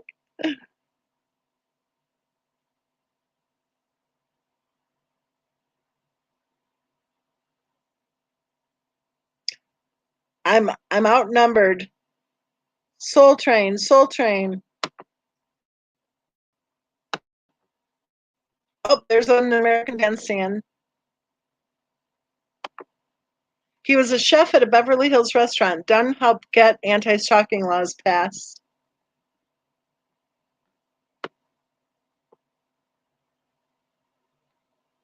Bandstand. Here we have Chatter. Chatterbox. Hello, everybody. How are How you you doing? doing? Good. How are you? Good. Where you been? Oh my gosh, busy, busy, busy, busy. I Oh, we can't hear you very well. I'm sorry. Can you hear me There, we now? heard that. Yeah, we heard Okay. that. Well, I went back. You know, the that's kind of taking my time when I'm not used to working, so kind of taking some of my time away. Oh, and it's been hard too, really hard. So what'd you say? You went back to work? Yes, yes, I did. Well, that's a Hopefully, good thing. yeah. Yes, I just it's so mentally draining. But and I made a trip. Uh, my husband had a moving job in Colorado, so did a fast trip up there and back. Did you go up there? He did. He took pictures for me though. You should have hopped and gone along, and then you could have waved at Ronnie and Lana and Jay is for Justice. I know I tried to worm my way in and get to go, but I didn't get to. So, Lolly says, who sang the theme song for the Jeffersons? It was Moving On Up, right? Moving uh-huh, On Up. Who sang it? I don't know. I have no clue. Dominique Dunn's daughter was in Poltergeist. She played the teenage daughter. Wow. Mm. But did you know about that case, Chatterbox? Dominique Which case? Dunn. He's like a famous author and speaker, and I have no idea. Is he an actor? I think he was like I think he did the Rich and Famous series and stuff like that. His daughter Oh, was murdered. She was an actress and she was murdered by her boyfriend. oh, really? Yeah, it was years ago. Years ago. But if you ever want to watch a really interesting docudrama, watch just type in Dominic Dunn. Okay. I've heard that name. Yeah, he's famous. I think I think he's super wealthy. And I know he did a series. I think it was him who did the series about the rich and famous. Oh, yeah, that's where I heard that name at. I used to watch that a lot. Oh, he was a crime writer, Carol said. I think he was a crime writer after his daughter was murdered, though. I think before that he was like a hoity-toity social, you know. I think he came from old money for sure. Oh, that's right. The Rich and Famous was Robin Leach. What did Dominique Dunn do? He did some kind of series. Yeah, he did. That's scary. I can't, because I used to watch him. I just can't remember what it was. I'm getting too old for what it is to remember all this stuff. Okay, moving on up. Um, hmm, Patti LaBelle and Neil Diamond sang it. LaBelle sang "Moving On Up." Oh, okay. I didn't know that. Hmm. So, Chatterbox, are you on the prosecution team or are they hammering you? What do you mean? Are they hammering me? Are they saying don't do that? No. Well, a few are, but I have got the attention of a few now. Once I said something rude. Huh? But Yeah, yes, it's hard to hear you. is it? I'm sorry. I said something rude and just said, "Okay, well, see y'all." And so then they come back and was like, "Oh, we're interested. We're interested." I'm like, "Oh, okay." So that they really discouraged me. I guess I really got discouraged, but that's cool. I know you've already got your stuff lined out, and here I am, like still trying to find people. Do I get Shenanigan's ex-husband I don't seriously? know. Yeah, I don't know if he's gonna. Are these people who you were gonna ask to be on the team too? Um, yeah, I was I was gonna try to get some that was, you know, that could do it, like shake hands and be good with it. And it's Right. just, uh, oh, I'm just really disappointed. But I do, there is a few, that I really love that they are going to be a part of it. So, but you have a real lawyer. I want a real lawyer. Did not know she was a real lawyer. I thought y'all were just messing with me. But she really is. Uh, so I guess somebody there, you've got to have another lawyer in your community. So I need to snag a lawyer somewhere.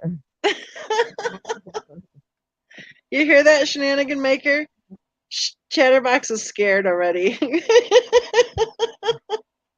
I'm not scared. Just someone looks stupid. We're gonna sweep the floor with you, Chatterbox. And we Only have being, we have a prosecutor. We figured that they were like beating up on you and harassing you and everything and making well, you. I mean, we could do it that way. I could just be somebody in there. I could be a part of the team of that team. If you want to get them in your community, I'd be fine with that. Well, maybe that'd be better for you with your friends too, where they wouldn't be feeling like, "What is she doing?" You know what I mean? Right, right. But I don't know if they're going to be rude about it. They shouldn't be rude to you about it. I don't get it. Why they can't.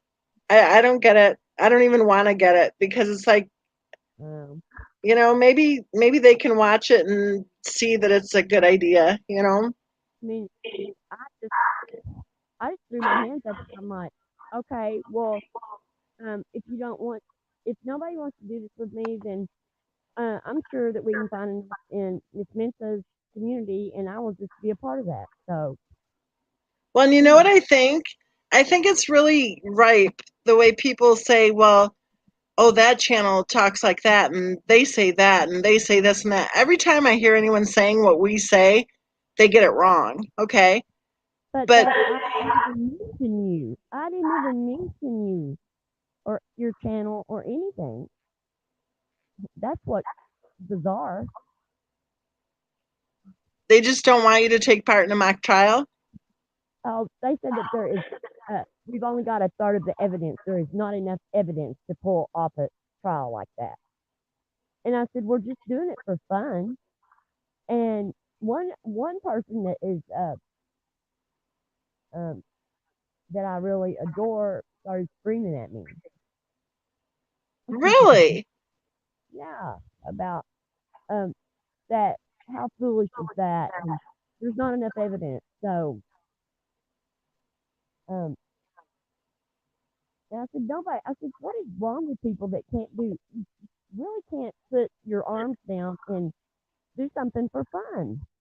What's Hmm. wrong with Well, and to be able to present both sides, I would think would be important, right? that? Right. I mean, Shenanigan Maker just said, OMG, there's not enough evidence? Then I've wasted hours and hours on irrelevant information.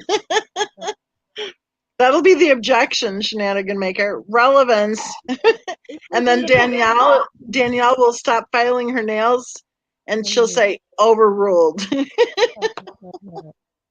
If I get, I mean, if I get a part of your community, are they going to do it on what I think is true or what? I mean, just or go with. I mean, are they going to team up with me and help me, or are they going to want to go with, what you want to do? I mean, I'm just saying. I mean, did you have something worked out where you had Yeah, a part?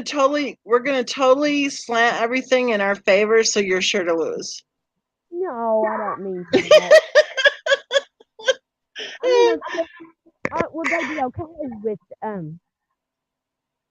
helping me put it together? I mean, they'll have to help me put it together because Well, the cool thing about this is when we figure it out, um, yeah, we'll figure out the witnesses, okay, and then we'll call the witnesses one by one. And uh when the huh, witnesses testify, like you'll have your list of witnesses. When you call a witness, then you'll have a list of questions ready to ask your witness okay, because there'll be different information from that witness that you're going to want to get on the court record, okay? okay, And so you'll ask questions, and then we'll have a chance to cross examine your witness, and then we'll have a hmm, list of questions, and then you'll have a chance to ask anything more, right?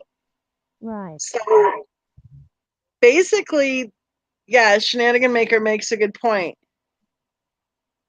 She said, Well, tell her defense doesn't have to prove anything. That's the job of the prosecution. So what you guys will be doing, Robin is she still here? Robin, are you still here? I'm scrolling to see Robin.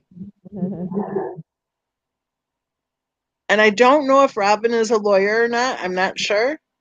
Mhm. But she's going to go ahead and be on the prosecution.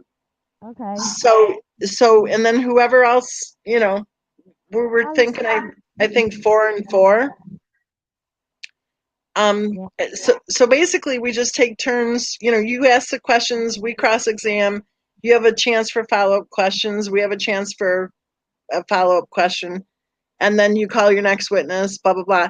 And the prosecution's burden really is to prove to the jurors beyond a reasonable doubt. Your job is to present the evidence so that the jurors are going to go, wow, he's guilty. Right. And Okay. then our job, Shenanigan Maker said it really well the other day. She said, we're going to sit back and shoot darts at your balloons. Oh, baloney. I think it was shoot darts of reasonable doubt at your balloons or something like that. Okay. I can handle that. Is Robin going to write out the opening statement for the prosecution now? Well, we If need, yeah, oh, good. Here's Robin. We need 2 more on prosecution. So then the 4 of you then can have a chance to um, decide who's going to do what, you know? well, I'll let Robin be the lead prosecutor if she wants to, and I will be second chair or whatever. I mean, I don't mind. But Shenanigan Maker, that's a really good idea. She said, do you want me to put together a breakdown of each side's job and how it works and protocol? That's a really good idea. yeah, But I know you're super busy, so don't worry about it anytime soon because I don't think we're going to be doing a live until Friday. okay, So don't worry about it anytime soon. And don't even worry about it for Friday because remember, this is fun. But I know. that's a good idea because I think Shenanigan Maker is very, I don't know if you saw it the other night. She did an explanation for everybody on the 35C. She's very Oh, well spoken. So let's figure we'll have the format set. We'll let okay, Shenanigan Maker kind of lay down the ground rules, and then pretty okay. much we'll ask Danielle to overrule any objections, and we'll be off to the races. Uh-huh. That's funny. That's funny. It'll go well. I know. It'll be fun. I think it'll be so much fun. But I think so. I think it's a good idea because it lets us kind of examine what the other right, people are thinking. right. You get a feel of what should have taken place. I just think that they should have just not even taken a plea deal, or not even offered him a plea deal, and just went on with the trial. But they didn't want to. I think laziness is a part of it. Robin says my team needs email back and forth. Yes. Okay. Um. You want my email? Let me see. Let me look and see. You have my email, right? Um, You could give it to her. it's on a different window. Um. Can I just tell her? I don't know. Yeah, I don't mind. Or you want to type it in, Okay. Yeah, I can do that. or I can type it in if you want to just say it. Okay. SHUG. Oh, I thought you had a Chatters one. I do. You want me to use that one? I would use that one. Yeah, don't use your real one. Okay. Um. Think it. I'm trying to think. I can't Email. remember what it is. I think it's Chatters something. Hang on. I think. Okay. Chatterbox Shug. SHUG. Is it Chatters plural? No. That's not. I'll let you type it. Sorry. Okay. Let's just make sure this is it. Uh, I have this up and going. I'm surprised I do. I've got like all my computers. At least I had some charge on them today. Mm-hmm. You know what I think I'm going to do? Because I'm going to keep this one kind of short tonight, Uh-huh. and we're 8 minutes away from 2 hours. So Okay. um, I started off, we'll plan on Friday night. I wanted to say that. And then we started off talking about that email that I got this morning. Um, for any of you who came in later, I Yeah. received an email this morning from a lady who is a thriver. And she said that every morning before you do anything, the thrivers take their 3 pills that they have waiting on the nightstand. And she said that in the photos, it showed that the 3 pills were sitting on the nightstand. So she said what that tells her is that Shanann set her pills out and got ready for bed. And then she also said that within 40 minutes of waking up in the morning, they put on their new skin band-aid thing, their patch. She said when they wake up, they take off their patch, and it's supposed to be like 24 hours, right?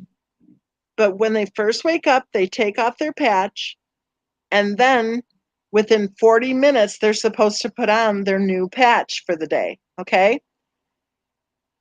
That Yeah. to me seems really huge if because the autopsy did not mention anything at all about a patch. Nobody mentioned anything at all about a patch in the discovery.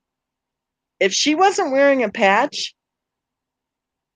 then that means she went to sleep, laid her 3 pills on the nightstand, getting ready for bed.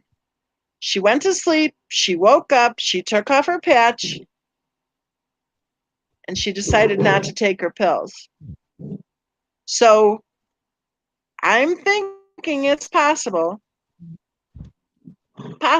okay? I'm thinking it's possible that the lack of any patch on the autopsy and the lack of any mention of it in the discovery, that she may have died within 40 minutes of waking up. And I also think it's possible that she might have gone to bed mad and that he may have gone downstairs and just tried to sleep on the sofa or whatever. Mhm. And that when she woke up, I think she might have woken up to the sound of his truck in the driveway, which would have made her even madder. Because remember, he was done. The marriage was over. So if he pulled his truck in the driveway and she's upstairs going, that jerk, pulling his truck right in the driveway, she might have gone like really mad at that point. Because I think that whole thing of her not having a patch on, that tells me that she died within 40 minutes of waking up. Oh, Chatterbox, Robin is a lawyer. Oh, good. Um, Very good. our Chatterbox 2020 at Oh, Gmail. wait, Robin said not one. Hold on. Oh, sorry. I Uh, saw Shenanigan Maker say, Robin, what type of law do you practice? And Robin said not one. if Sorry about she that. if she is willing to go up against you guys, then I guess I'm pretty good with that. um, okay, Robin. Chattybox 2020.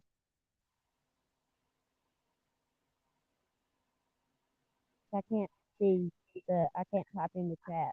Chatterbox 2020. Chatty. ChattyBox 2020 at gmail.com. Okay, there it is. Thank you.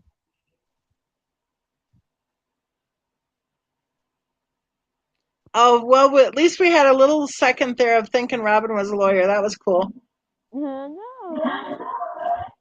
Hey, she's going to go up against you. Oh, I guess we're doing okay then.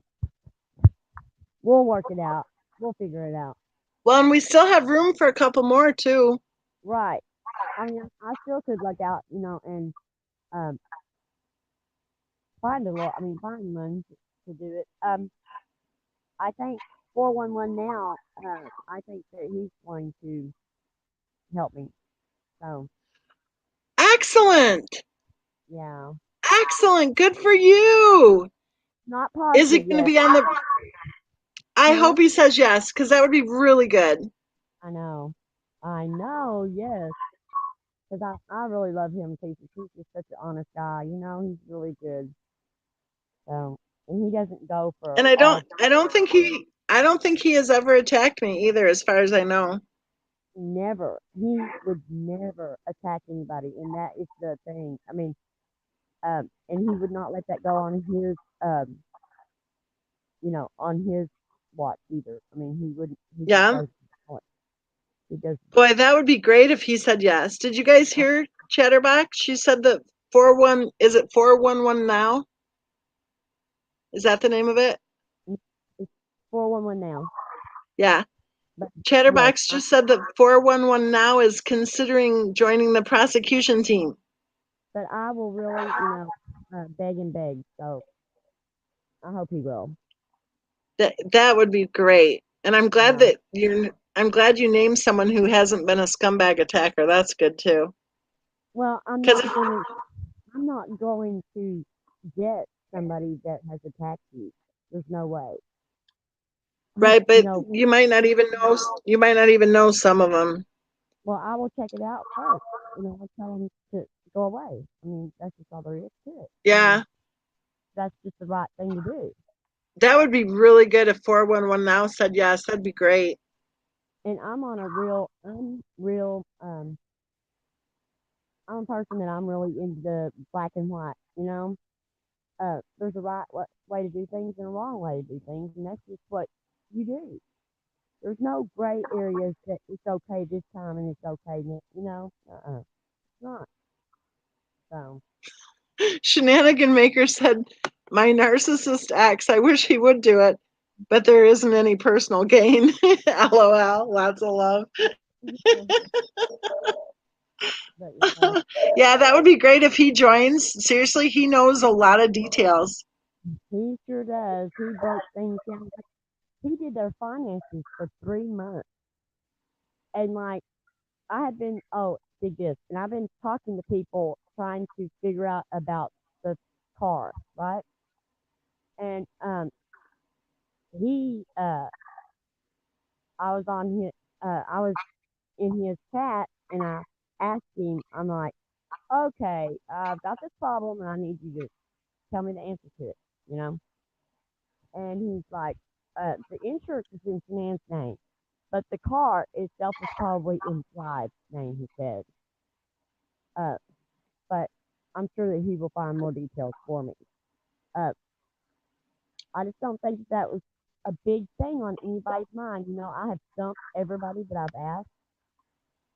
I'm like, What did he okay, say that the insurance was in her name, but that the car was in his name?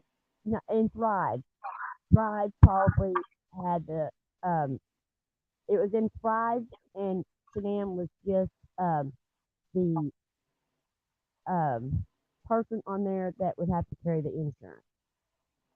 Yeah, So, that's not true. That's not true. It wasn't in Thrive's name. because he said that, well, it's the way that, just like Anadarko, they do what do you call that? He told me, a where they did a big deal, a deal on a lot of vehicles, and if they I mean, if they got like, if their company used them, specifically, uh, to lease vehicles like that, then they can get a great deal on them, and they might put them all in Stride's name, as the top person Right. that But say I something have a to it. feeling that I have a feeling the only people getting a deal was the MLM. I highly Yeah, doubt because I think their payment was something like $800 a month. I know. But you talk about Alexis, that is, I mean, that's like a regular car payment versus a lease. Leases are usually higher. For Lexus, that is kind of low for a Lexus.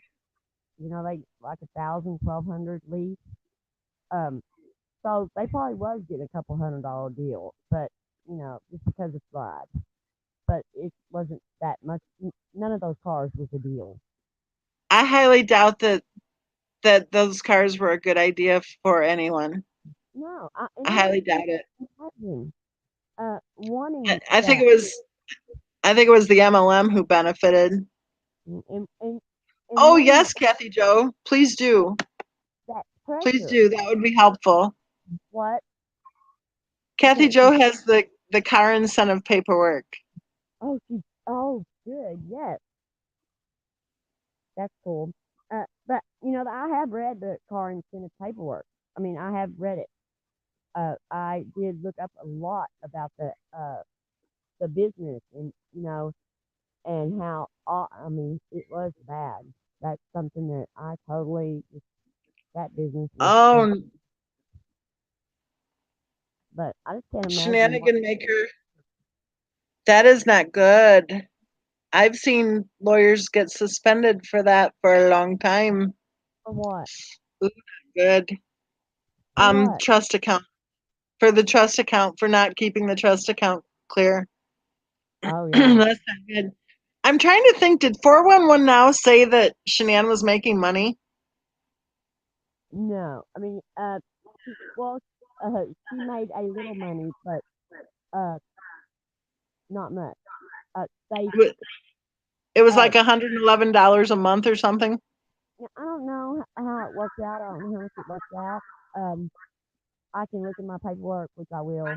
I'll get ready for that. But I don't know. But it wasn't very much. I mean, but they did like he was saying if they would knock off, the daycare and knock off the car and some other expenses, uh, they could have made it okay.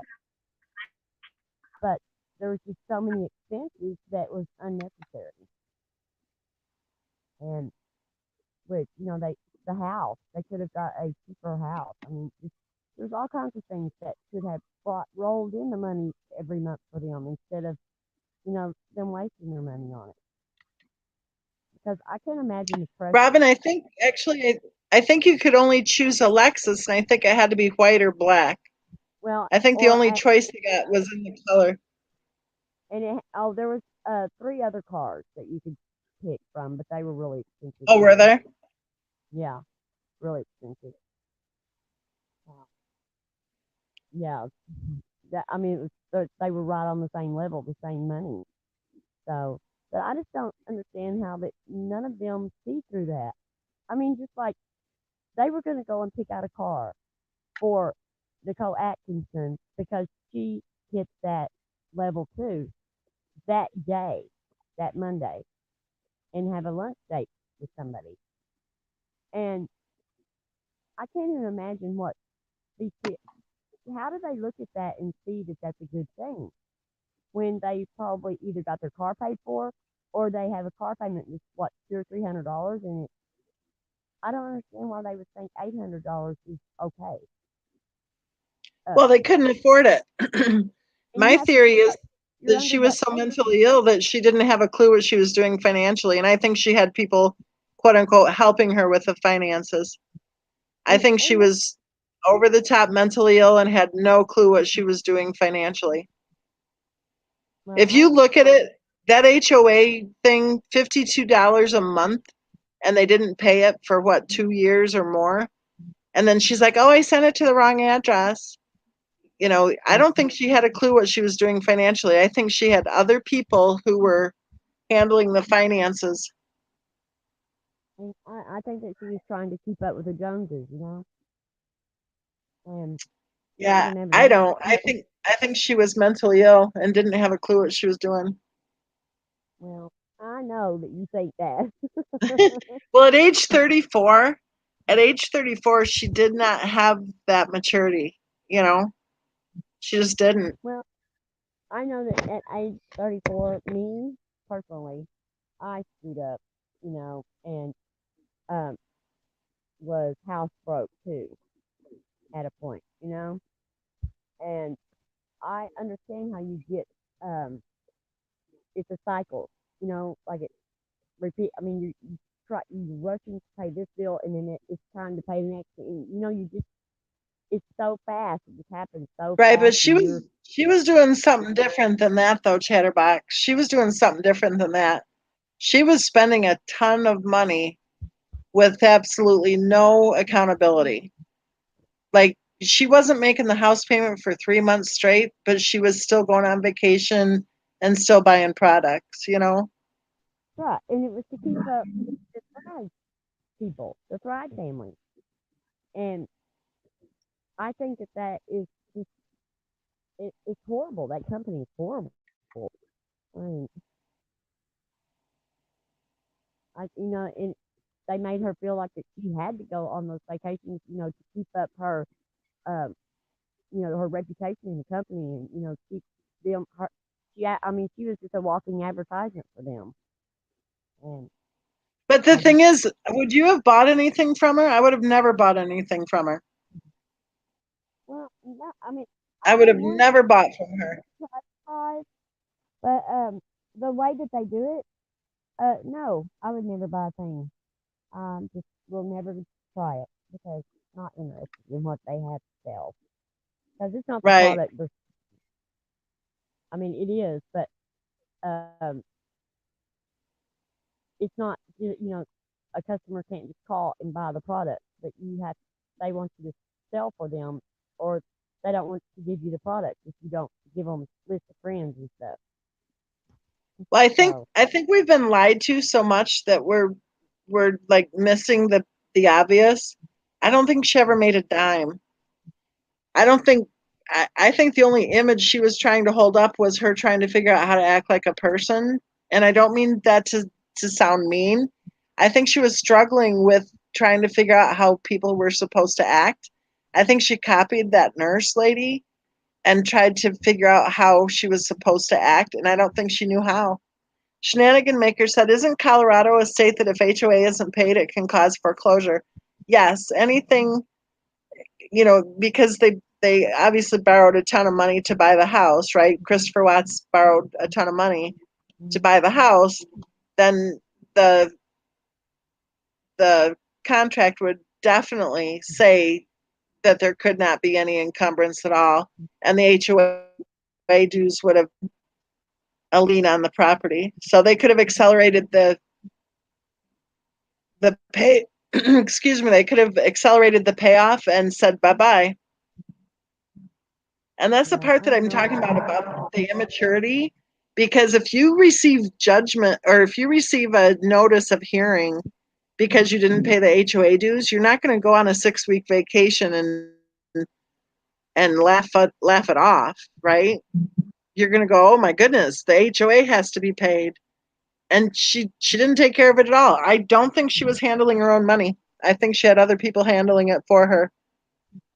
I just think the pressure that I mean, she was already so deep in that company so fast that the pressure of what would they, what, I just don't think she had a clue of what to do um, if she didn't work for Thrive anymore. I mean, that cycle, cycling that, it's like, what do you call that? Laundering money through, you know what I mean? It's like, Yeah, I don't think um, there was any money coming in at all. I think she had a bunch of fake names and credit cards, and I think she was buying whatever product she could get to try to pretend that she had a job.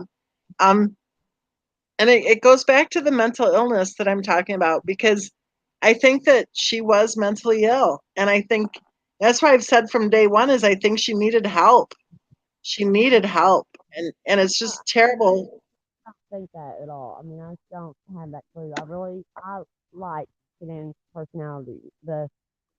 I did because of, I don't know, but I mean, I would have to have proof, slapped down in front of me, I guess. But um, and I Okay, we've know got the bonus thing.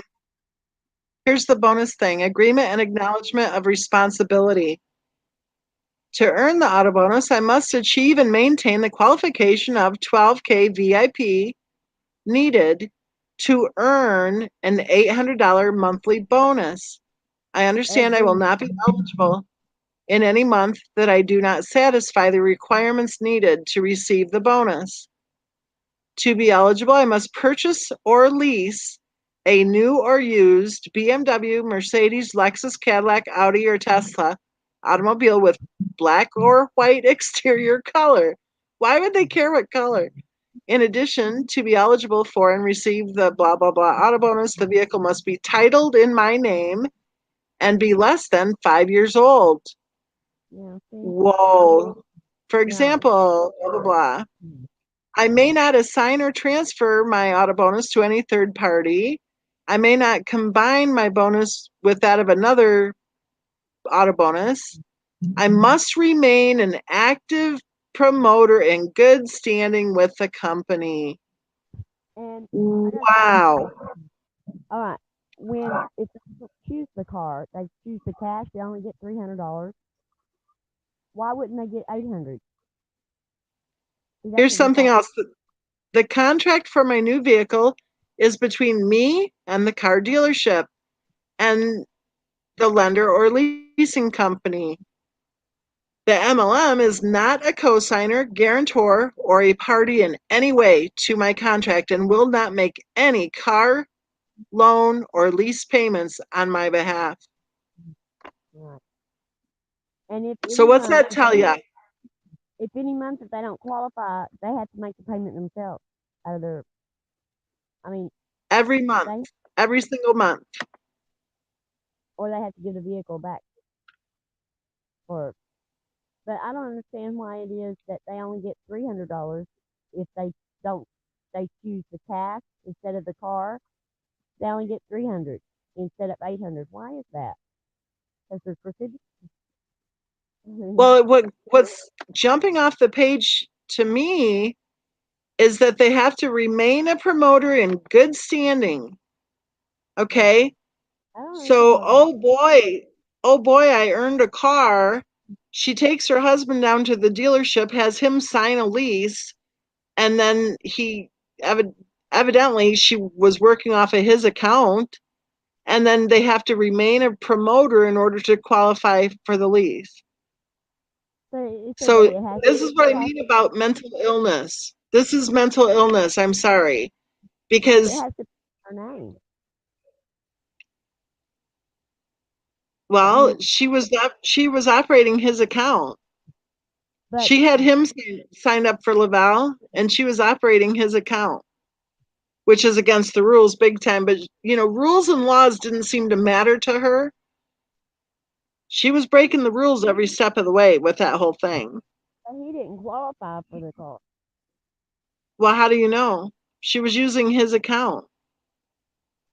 Um, She she signed him up as an MLM promoter, and she was in control of that account too. right. But his account was like I don't know 411 has it. His account was um not anywhere near the trips or the car or anything like that. Well, how do you know? 411 looked it up. I mean, he did some research and I don't know what documents it was that it was on, but it was on something that he did. I will ask him and find out what video it is that he Yeah, did. definitely. It'll be interesting. It Oh, is hard to hear you, Chatterbox. I don't know why. It's super hard to okay, hear you.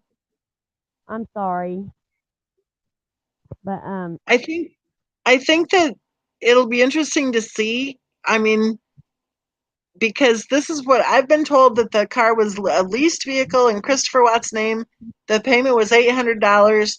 She never made a flippin' dime, and she spent money they didn't have with a bunch of fake credit cards with a bunch of different people's names on the cards. And I believe it. well, I don't know. You know me, I don't believe that, but it's okay.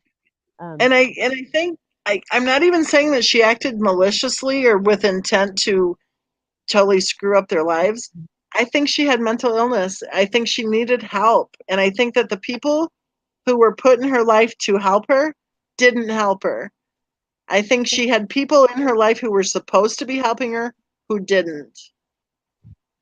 But I mean, do you think all those people that get caught up in those pyramid schemes and stuff like that have mental illness? I mean, I think if somebody is buying $27,000 worth of product and stuffing it in her basement, and then she does live chats where she's acting all bouncy and goofy, she has mental illness. I think there are people who do those MLMs because they actually want the product, so they go ahead and sign up and buy their own product, like at a they think a cheaper price, right? I don't hmm think they're mentally ill if they just want to buy the product. Um, but if you look at her schedule, she sat on Facebook and sought people who were sick. We read the thing the other day where it said that they're supposed to wish strangers happy birthday. That's a good way to, tell them about the product, and that's what she did all day, was harass people on Facebook. well, that's just Did something I you never want to do is get messed up with those. I mean, the pressure that's on you. I mean, I can't imagine having to sell enough product every month to qualify for that car or to qualify She for never the. qualified for the car. That's my whole point. She never qualified. There's no way she sold enough product. No way. There's no way she sold enough product to qualify for anything. She bought products. You see what I mean? Oh, I know that they bought product and they bought it at a lower price and sold it, but I don't really know how it works. It makes me dizzy to even think about it. Yeah. I mean, it's crazy. I'm going to go ahead and kick you off the panel now because people are saying they can't hear you.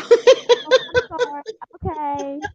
Love you I think we guys. just have And a weird connection. I don't know if you want to try to hop back up or not, but it is really hard to hear you. hey, well, I will. How about I change? I'll change my phone. I'll get on my laptop. But yeah. How are you going to? I'll ask you when I get back up there. Okay. All right. Okay. Bye.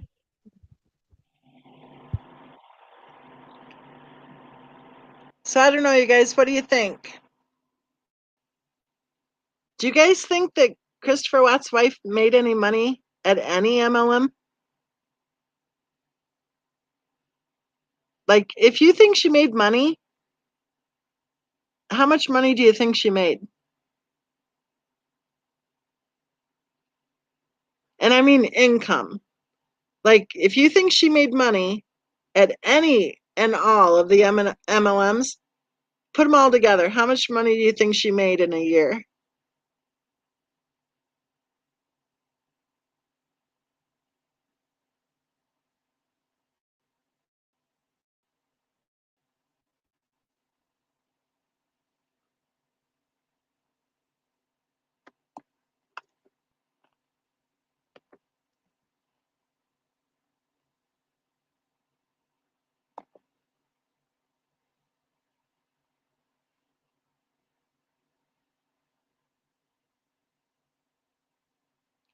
Kathy Joe said $1,367. I love your answers tonight, Kathy Joe. Kay Cooper says, oops, I clicked on the wrong one. Maybe 800 bucks. LOL. I don't think she made that much. I'm with On the Lake. I think she was in the red. I don't think she made one penny. Natalie says maybe a couple hundred a month. You guys are really being generous. I think she spent money and never made a dime.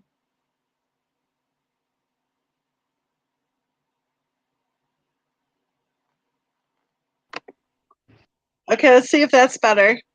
Okay, is that better? That's a lot better. How much do you think that Well, Shanann made a month or a year? a year? I don't know. I mean, I have no clue. Um, Do you think do you think she made 50,000 or 1,000 or zero? well, I know that on her taxes, they had it listed as 62,000. On her But taxes? yes. And where were the taxes for what year? Let me think. Let's see.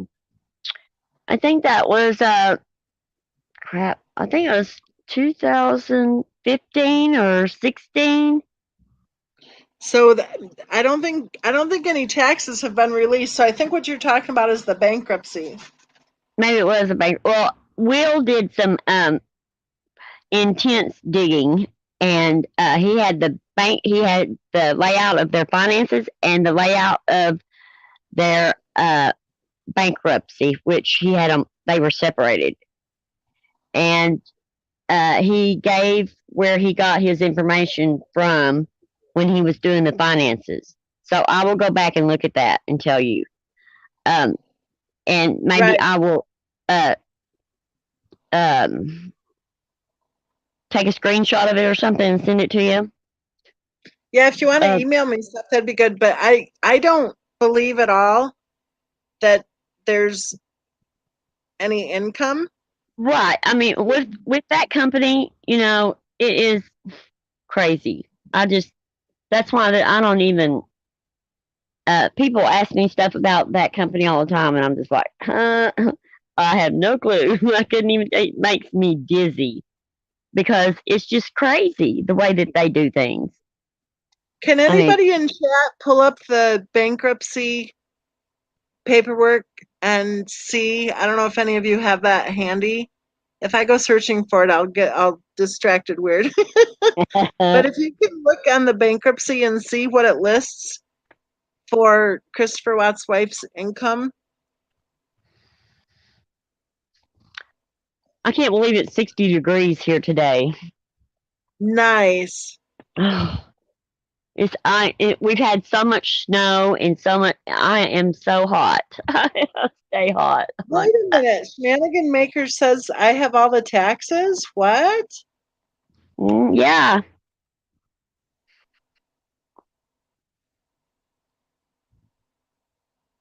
Yeah, I read something. Shenanigans was saying something about um maybe she could repeat it about people evidently don't know the case because something if you ask them they just shrug it off. I didn't understand what she was talking about there. I don't think that was Shenanigan.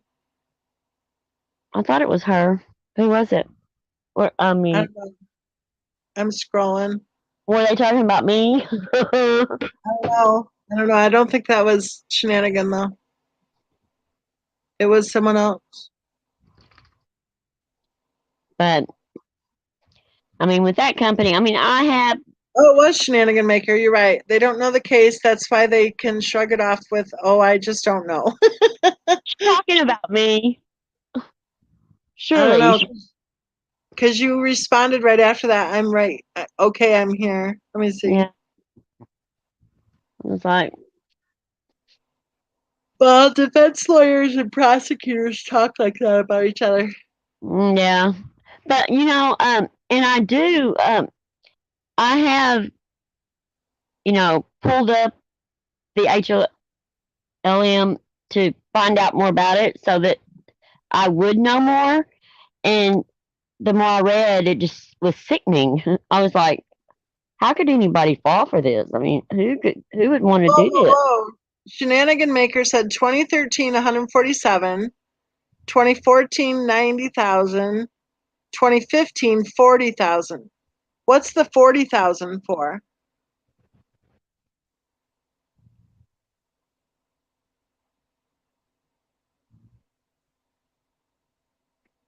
What does That's out?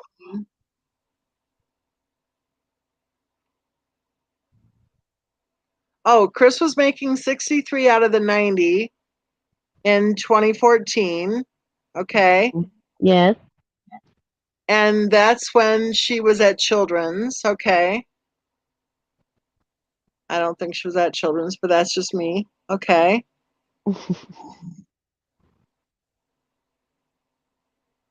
So what was they working when? What year was it when they made 147,000? That's when Chris was Mechanic.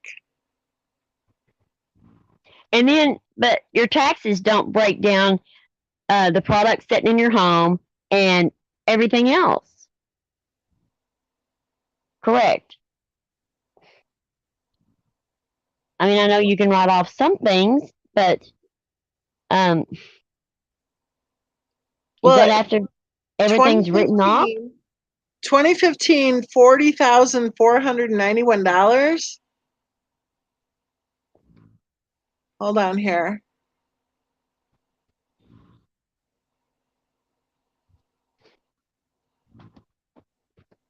I'm scrolling back. Hold on a minute. Let's Okay. see. $40,491 in 2015. And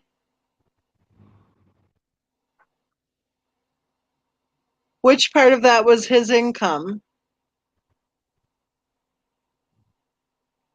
That's what I'm looking for.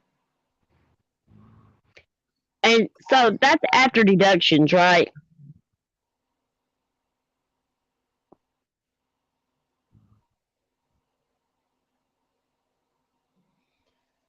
I don't know.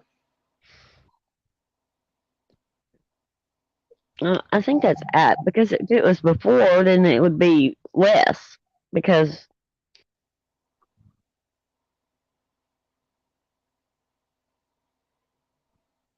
hmm. Yeah, I went through. I mean, I went all through all that with Will, um, and that's exactly the information he has. Is what she has. So he had his way of getting it, just like shenanigans. That's the best people to have on your team is the ones that know how to dig. Okay, what part of 2015 was his income?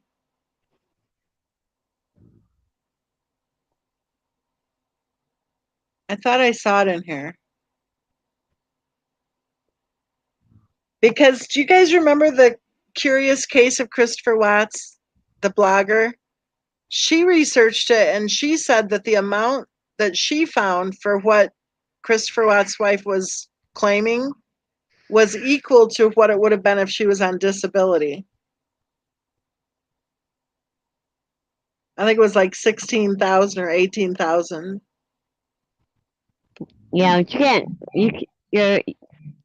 You don't claim disability on your taxes though. You still report it.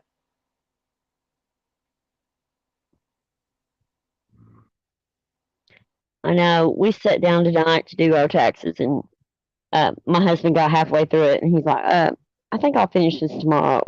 Yeah, really.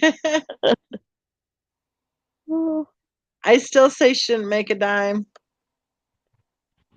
because I know, um, when we had the moving business and it was, just full blown. I mean, gosh, keeping up with all the deductions, all the receipts, and it was just so horrible. And then we got an accountant to do it finally.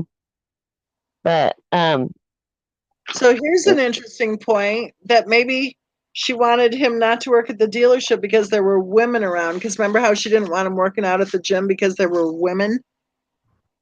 Because I tell you something, that's one thing that disgusts me about this case discussion. They act like Christopher Watts was beneath her somehow. He was the one making money.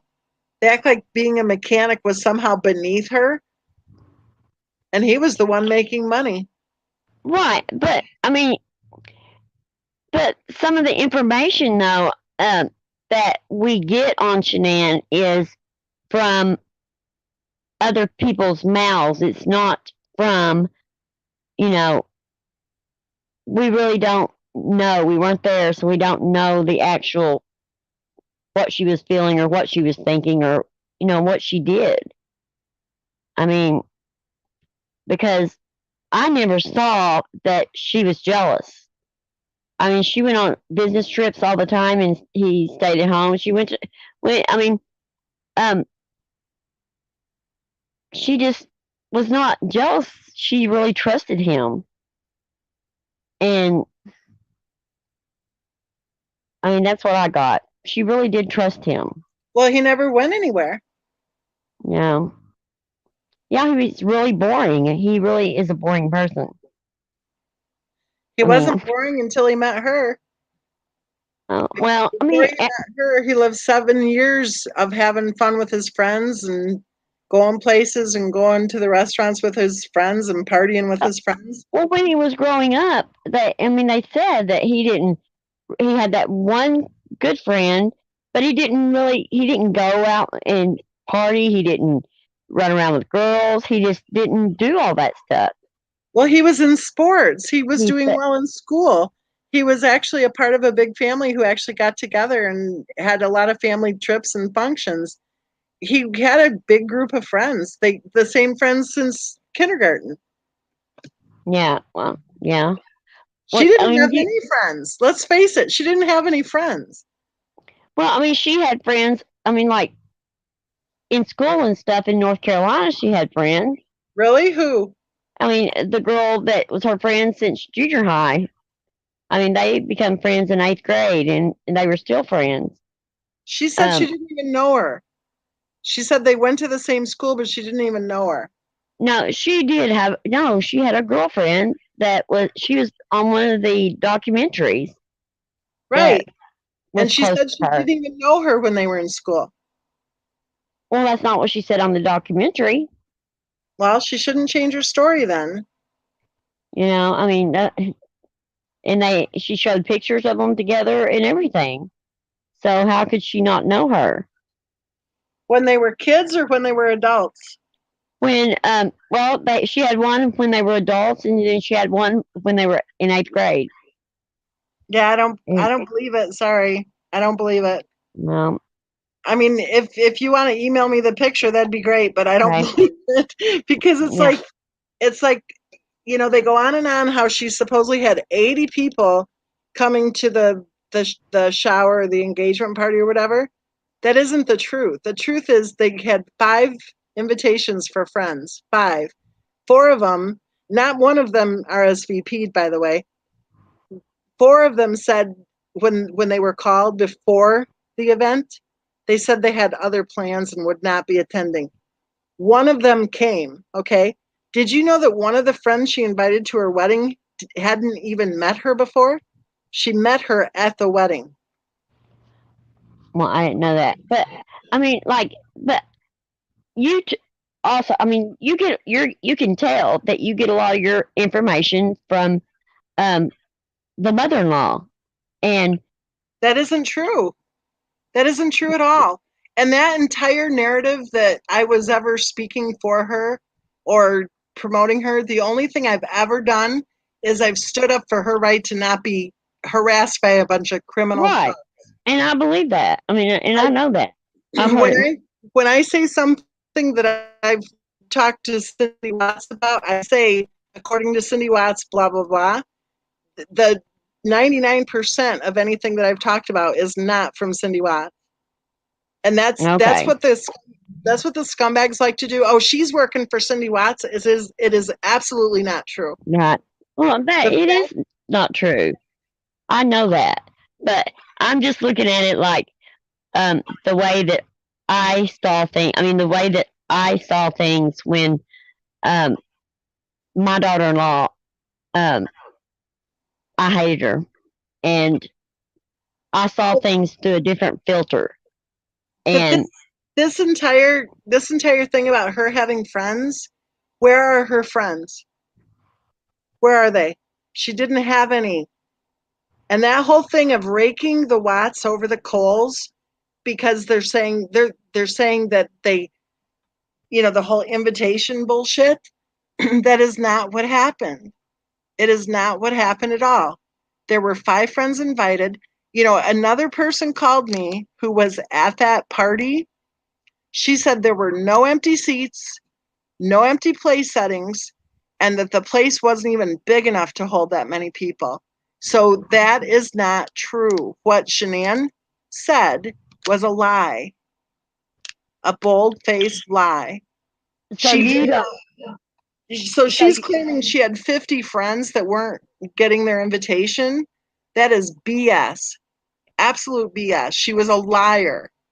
And that's the part that I think is so ridiculous about this case. There's no way she had 50 friends, because if she had 50 friends, then she would be RSVPing, she would have been checking how many people have RSVP'd. Wow, we're missing 50 plus RSVPs. What's But going on? You're not that, going to. I mean, who said that she said that though?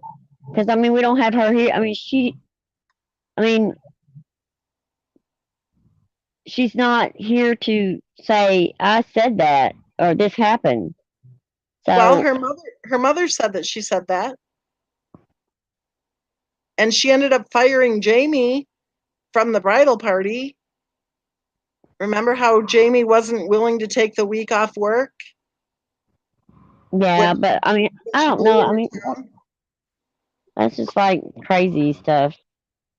Well, I guess I don't know, how many lies do we have to see before we figure it out that she's a liar?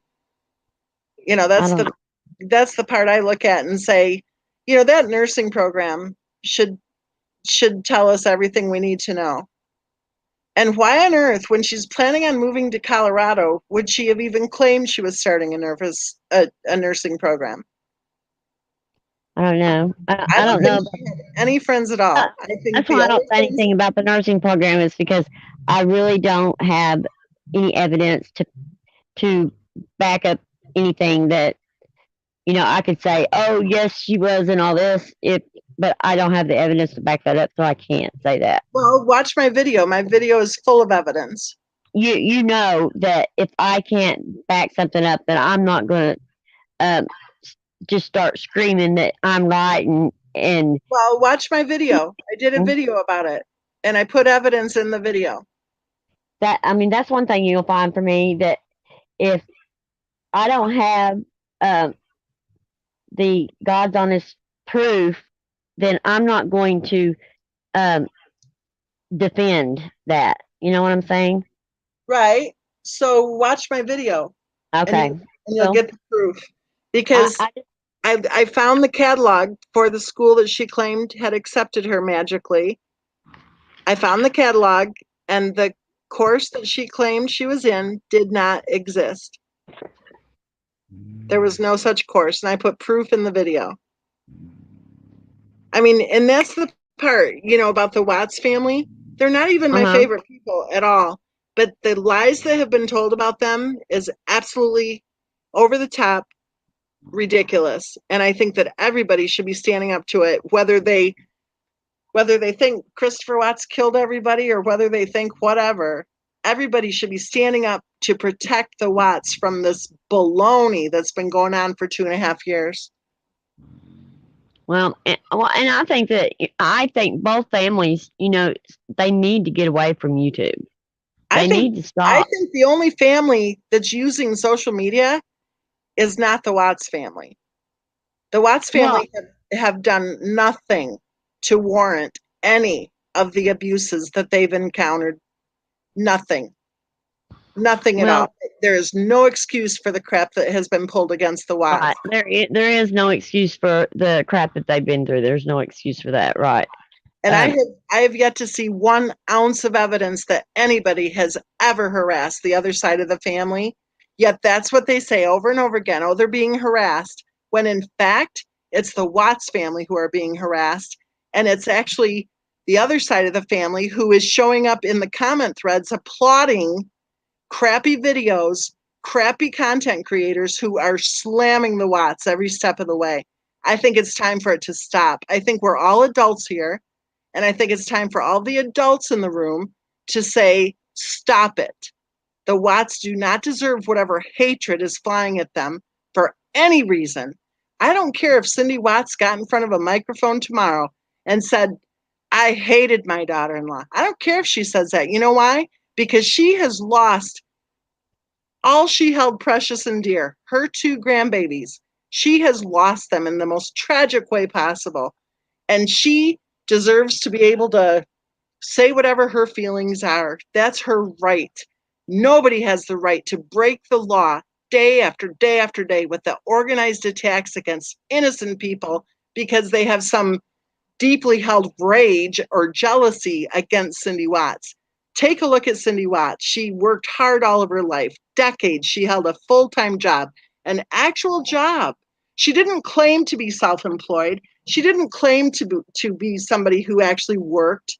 She didn't claim that she was always so, hardworking. She actually was. She actually held a full-time job for decades. She cleaned her own house. She fixed her own meals.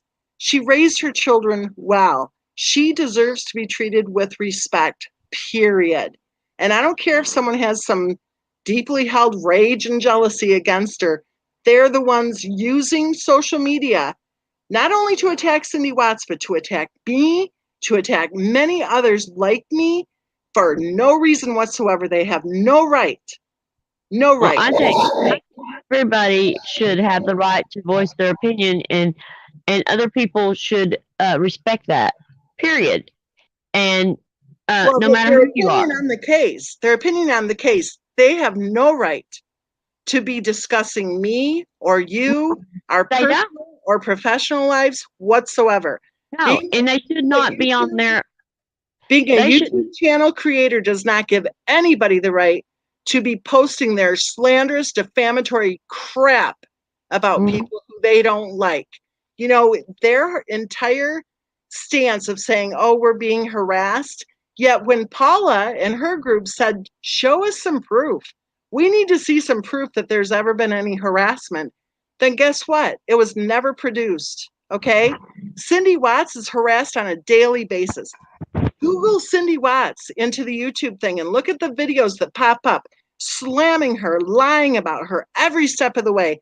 And you take a look. You take a look at whoever it is behind the Frankie Jr. profile. He or whoever's using his profile for him is saying lies about me, lies about my family. He has no right to do so. He has no right to even discuss me. It's a true crime case. It's on what is called the public stage. It doesn't mean on YouTube. The public stage is a legal term, which does not mean on YouTube, okay?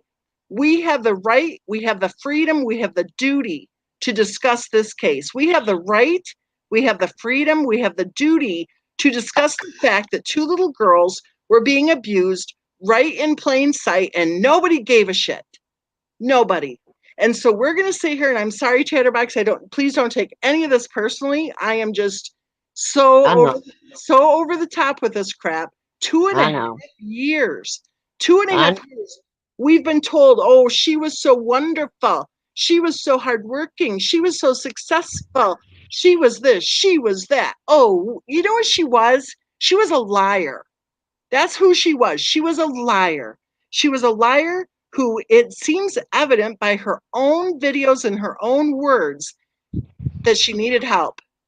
And not only did she need help, more importantly than whether or not anybody wanted to get her the help she needed, there were two little girls who deserved to be protected from her. And if you can look at those videos and you can say, oh, she was a good mom, then God help us all. God help protect the children of this world, because those videos that she posted online that show her treating her husband and her daughters like shit should concern each and every one of us, mothers, grandmothers, fathers, grandfathers. Each and every one of us has a responsibility to all of the Bellas and the Cicis of the world to say, bullshit. We've had enough. And if all we have to do is look at how Cindy Watts has been treated for the last 2.5 years, then gee, I wonder how we got to this point in the discussion. It's time for adults to say enough. We've had enough of the lies. We've had enough of the bullshit. We're not falling for it. She was not successful. She was not Mother of the Year. And I got news for you. She didn't do more than 90% or 95% of the other women out there. It's no, done, over. Cindy Watts deserves to be treated with respect, period. And if anyone wants to claim harassment, I have a mountain high pile of evidence of the harassment that I've endured for simply being a true crime case author, that's pretty disgusting. And it's pretty obvious and it's pretty transparent, and we're done taking it. Period. There. I'm done with my rant. Go ahead, Okay. Cheddar. Your turn. I'm letting you have your rant. Oh, but well, I was going to ask you, how are we going to get people together? Like, how are we going to know who wants to do what on the teams and stuff? Do you have like a list of going or? Well, on Friday, we'll just talk about it on Friday. Okay, Because good. Okay. I think Friday we'll kind of figure it out and figure out witness lists and stuff like And that. do our list. Okay, that'll be cool. Mannequin Maker says, and Chatterbox sits down. Aw, Anna says the mic drop. You I guys, didn't sit down. I'm sorry, you guys. I I'm so just, sorry. I just get so pissed when I hear I over and just over again. to I hear have you. over and over again how I'm in. And what really kind of caught my attention was, You let me do that. well, Chatterbox, when you said both families need to get off social media, we need to stop.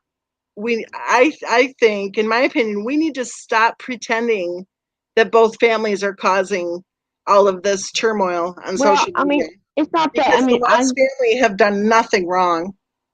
the pain um that like Cindy, she's still going through the pain and stuff and having to hear all this stuff. And I just think that if she would stay away from these money grabbing idiots that are pretending like they're her friends and trying to do things for her, and they're just hurting her. And I think that if she would just drop all those people and just ignore them, and those YouTube creators, I'm not talking about you, but I'm just saying the other ones that have bad intentions. Um, if she would just leave them alone, I think that maybe she could, like you.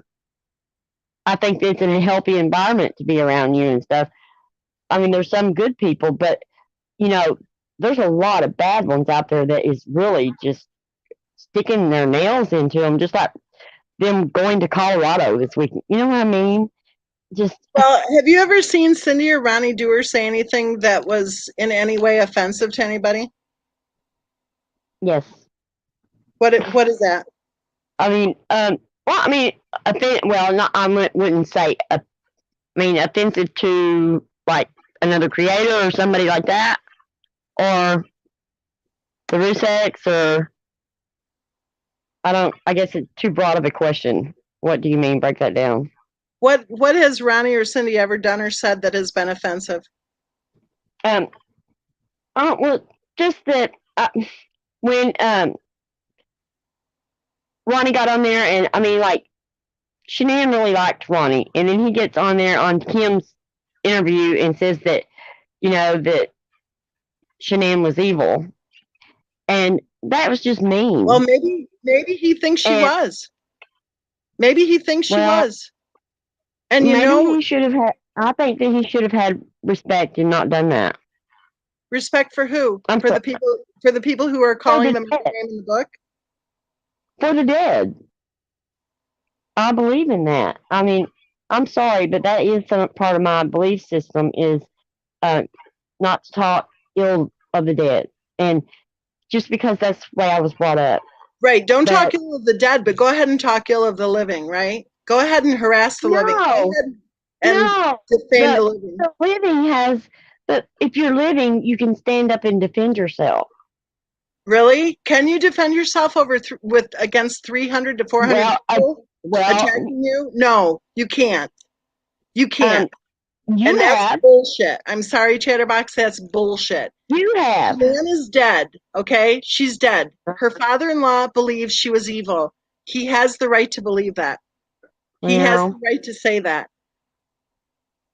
yeah. Well, I mean, You think he can defend but in himself but against in the same thousands of note, people in attacking the him? same note, somebody would say that they believe something about one of them, and they would say, "Well, we have the right to say that because that's what we believe." So, isn't that correct? I mean, am I, Is it somebody who's a subject of the case? well, I mean, no, I'm just saying that um, if there was somebody, that was close that said something about them, um, wouldn't that be fair? What do you If think's he, been going on for 2.5 years? They've been getting attacked since day one. I know they have. I do know they have. But and Ronnie never did ever say anything bad until this Kim girl come along, and and they said that he went to Colorado with them. Did he? Ronnie said in an early interview that was aired on television that he felt she was bipolar. Oh, In his opinion, that Shanann was bipolar. Did you know that? no. I know that he was. I know that he talked about a video that Nicole Kessinger made, talking about her being bipolar. Well, he was interviewed and he said that he thought his daughter-in-law was bipolar. Hmm. And he and Cindy said that they felt that she was trying to isolate Christopher Watts from his family. They said that in an early interview. He wasn't trying to isolate him. Chris didn't. He didn't want to be around his family. I mean, he went for a long time. Like when he went to college and he lived like an hour away, he did not come and visit them and stuff. And you know, Well, he was an 18-year-old kid who went away to college, and a lot of it. he lived like 2 or 3 hours away. But I mean, a lot. Everyone can, they can't say that it's all Shanann's fault, because he was right there with her doing it too. So Well, the statement was that she was trying to isolate him from his family. I I just feel like that my opinion on it. I mean, the overall is like, I feel that um, people are trying to blame Shanann for everything, and pat Christopher on the back and go, "You poor little old thing, you," and that's not right. Okay, I think that might be a part of the problem with people who are angry about any of us discussing the case. I don't remember any of us ever patting him on the back. All the scumbags go, "Oh, you love Christopher Watts." Nobody on Well, this channel loves Christopher Watts. I mean, it's not that. It's just that no one is bringing up the dissecting him and his behavior, and the the bad things that he's did, and dissect his behavior from day one. Nobody. I mean, they don't do that. Well, you want to know what happened with me? I can speak for myself on that point. With me, I have been so busy, because this is not my primary focus in life at all. I try to devote less than an hour a day. That's always been my thing for years, okay? And typically I would be writing for that hour, not dealing with scumbag attackers on social media. And Right. what I ran into was having to be in defense mode from the scumbag attacker criminal thugs. And had the discussion been going on without the scumbag attacker criminal thugs pulling all their illegal shit, then maybe the discussion would have progressed naturally to, dig into the entire Right. picture. We've been Right. so busy. And I'll tell you something else. When they're coming out with their pack of lies about those of us they're attacking, claiming that we filed bankruptcies, I have never been a party to any bankruptcy. And those effing scumbags have been posting all over the internet that I have filed multiple bankruptcies. They're Wow. absolute lying sacks of shit. Okay. So, what happened when they were accusing me and 9 other people of filing bankruptcies when we hadn't at all? We're going, why are they doing this? This is weird. Well, we dug in and found out that bankruptcy happens to be something that Christopher Watt's wife was very familiar with. And then when they accused us of lying about our college degrees, because the people they're attacking are people who have college degrees, when they did Hmm. that, Then guess what? Uh-oh. Hold on just a minute. Okay. Addicted to shoes. I am so sorry. I didn't tell you, and I recognize that your name was a new one. I should have told you, but we don't do any of the. I mean, thank you so much, but no, please no. We don't do any of that stuff here because this is YouTube, and YouTube is free. And I really, if you can, please retract that, pull that back, because we don't do that here, and I really hesitate to have anyone doing that because I don't want other people to feel like they're supposed to be doing that too. So thank you, but no thank you, and grab it quick and pull it back. Pull it back. Pull What is it? it back fast. So what was I yipping about? What was said? Oh, they were accusing, yeah. So when they accused the 10 of us of not having our college degrees and saying we were lying about our college degrees, our educations, when, we're all talking to each other going, what the heck? What? Then we dug in and we found out, guess who was lying about her about her going to nursing school? Shanann, that's who. She was the effing liar. So every single thing that they have been attacking us about turns out to be true for her. So if you want us to be discussing Christopher Watts and his faults, then maybe you should stop committing criminal acts against people for simply discussing a true crime case. And I'll tell you why they targeted me. I'll tell you straight out why they targeted me. Because I have written over 64 titles on true crime cases, and the majority of my work has been writing on cases where the mothers have murdered their own children. That is exactly why they targeted me. With everything we know now, it seems crystal clear to me that the only reason they chose to target me in that initial batch in their organized attempt to control the narrative on this case was because they knew damn well that I'm not stupid and that I write books on true crime cases and that I write books on mothers who murder their children. It seems clear as day. Yeah.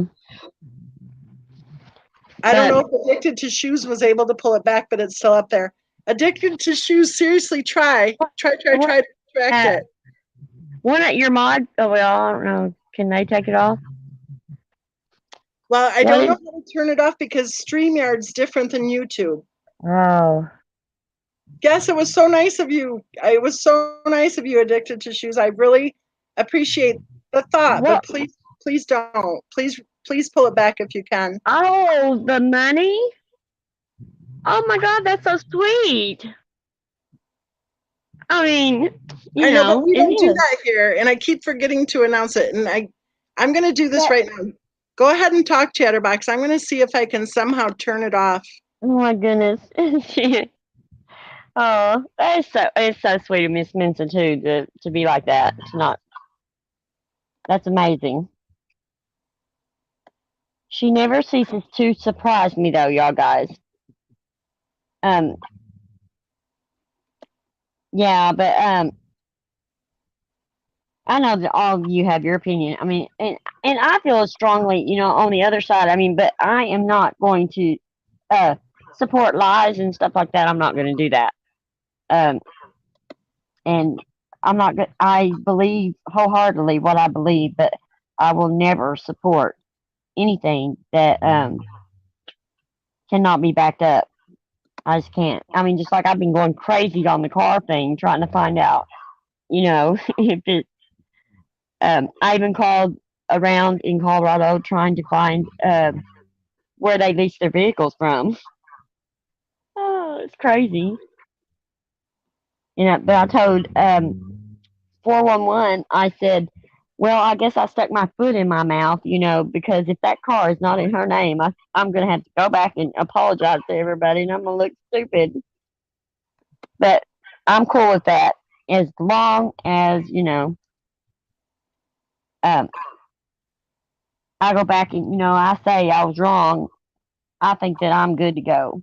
So, but I appreciate y'all guys, willing to have me here because I'm like the lone wolf. But you know what? I'm comfortable here, and I do, and y'all never attack me, and Y'all are really sweet all the time. So I really appreciate that. I found it, But, and I just disabled it. Phew. oh, you did? Yeah, thank you, Um, Thomas. I think on that, isn't there a way that you can just I think you can just not pick it up or something and it'll go back to her. I think there's a way. It's according to. Do you have anything associated with that that will go into your account because you can just reverse it? I think. I don't. Okay. Or if it's not associated, you don't have anything associated, it will go back to her. I just clicked the thing that said disable the super chats and disable super stickers or something. Yeah. So that should go back to her. But that Good. was really nice. If there's a way to pull it back, though, definitely try. If there's a way on your end to pull it back, that'd be cool. And it's been so soon, so I'm sure that maybe, she can cancel it or something. Because I've sent super chats before, and I don't know if I ever. I think one, I pulled it back, and Kathy Jo says the video says no pills on the nightstand on the 13th, and that the pic we are talking about is the 15th. So were those pills for Christopher Watts then? But that still leaves the issue of the patch, if she didn't have the patch on. Oh, Miss Mint, oh, you need to check it out though. Somebody did bring up that YouTube keeps they keep part of a portion of the super chats, so you need to make sure that they don't keep her whole $50. That they send it. I mean, they give it all back to her. I mean, because you don't want them to take it. I mean, Well, I turned it off, so that's a good step. Let's see. Maybe you can just look into after. Maybe I'll just kind of nosy around and see about it. But because YouTube, they take 40% of it. I think. I have Isn't no that idea. crazy? Isn't that crazy? I was on a live with one of the people that does finances and politics, and he was giving away money to different families, and this guy gave him $20,000. Oh my goodness! Super chat. I about fell over dead, Do and you, so then do you he just believe gave it? it away. He gave it away to his people in his community. But he has almost 1 million followers. He has a big forum. Shenanigan Maker said something that they're agreeing with. Let me see what she said. What? I don't know. That you're really a good person. No, that she agrees with Shenanigan Maker. No. Yeah, it I says told him it's thank turned you and off. everything. Pirate. It says it's turned off. Kay Cooper says, I absolutely agree, Shenanigan Maker. Why the hell would the R's and most all scumbag YouTubers be only concerned about SW and not the most vulnerable, which are the babies? Shenanigan, she thought, wait, I don't see an attacker. Where are they at? What does she mean? I don't know. I scrolled up and didn't see it. Somebody, have you had very many attackers in? I mean, like, in here? I just block them when they come. On your Brown live? Girl says she wouldn't have the patch on yet. You take the vitamins first, then the shake, then the patch. Right, but there's 40 minutes that you don't have a patch on, right, Brown-Eyed Girl? You sleep with the patch on, you wake up, you take the patch off, and then you put the new patch on within 40 minutes, is what I was told. You gonna be a crybaby? Oh, it's okay, honey. What? My little dog's trying to talk into my phone. It's I was okay. getting tired until you said that both sides of the family need to get off YouTube. Well, see, and that gave me an Yeah, adrenaline yeah, rush, that didn't it? woke me up because it makes me so angry. You know, the attackers who have been attacking me and the others that they targeted, Hmm. they come up with this BS that they attack me because they don't like my opinion. Um, When they were already attacking me, I hadn't even heard of this stupid case. When they were attacking me really, really bad, my opinion was that Christopher Watts could rot in hell for all I cared. They were creating their whole BS is the whole thing right from the start. They've done the same thing with the Watts family. They have created so much BS about the Watts family, and then they go, "Oh well, we're just mad because Cindy Watts said that she doesn't like her daughter-in-law." Baloney, baloney. And I'm at a point after 2.5 years of taking this crap from all these scumbags. I'm at the point where I'm I'm just telling it like it is. You know, if she's going to lie about a nursing program, she can lie about anything. If she's going to lie about her children being sick, she can lie about anything. That nut meltdown is nothing but a pack of lies. The scumbag attackers can't even keep their lies straight. And I talked to Cindy directly. I could tell by her voice, I could tell by how she answered the questions. Cindy Watts is not a liar. Cindy Watts tells the truth. And that, I think, is the problem for the scumbag attackers because they know damn well that Cindy Watts has a lot more that she could be saying, and she knows a lot more than maybe what the scumbag attackers feel okay with her knowing. And when well, she does speak, people will believe her.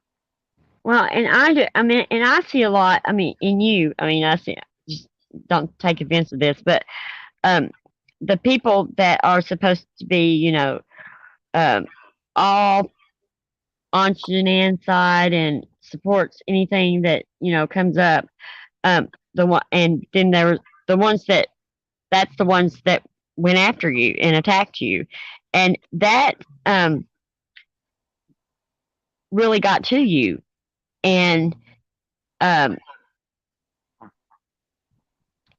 I mean, the way I see it is that um it just makes you less um I don't know how to put it.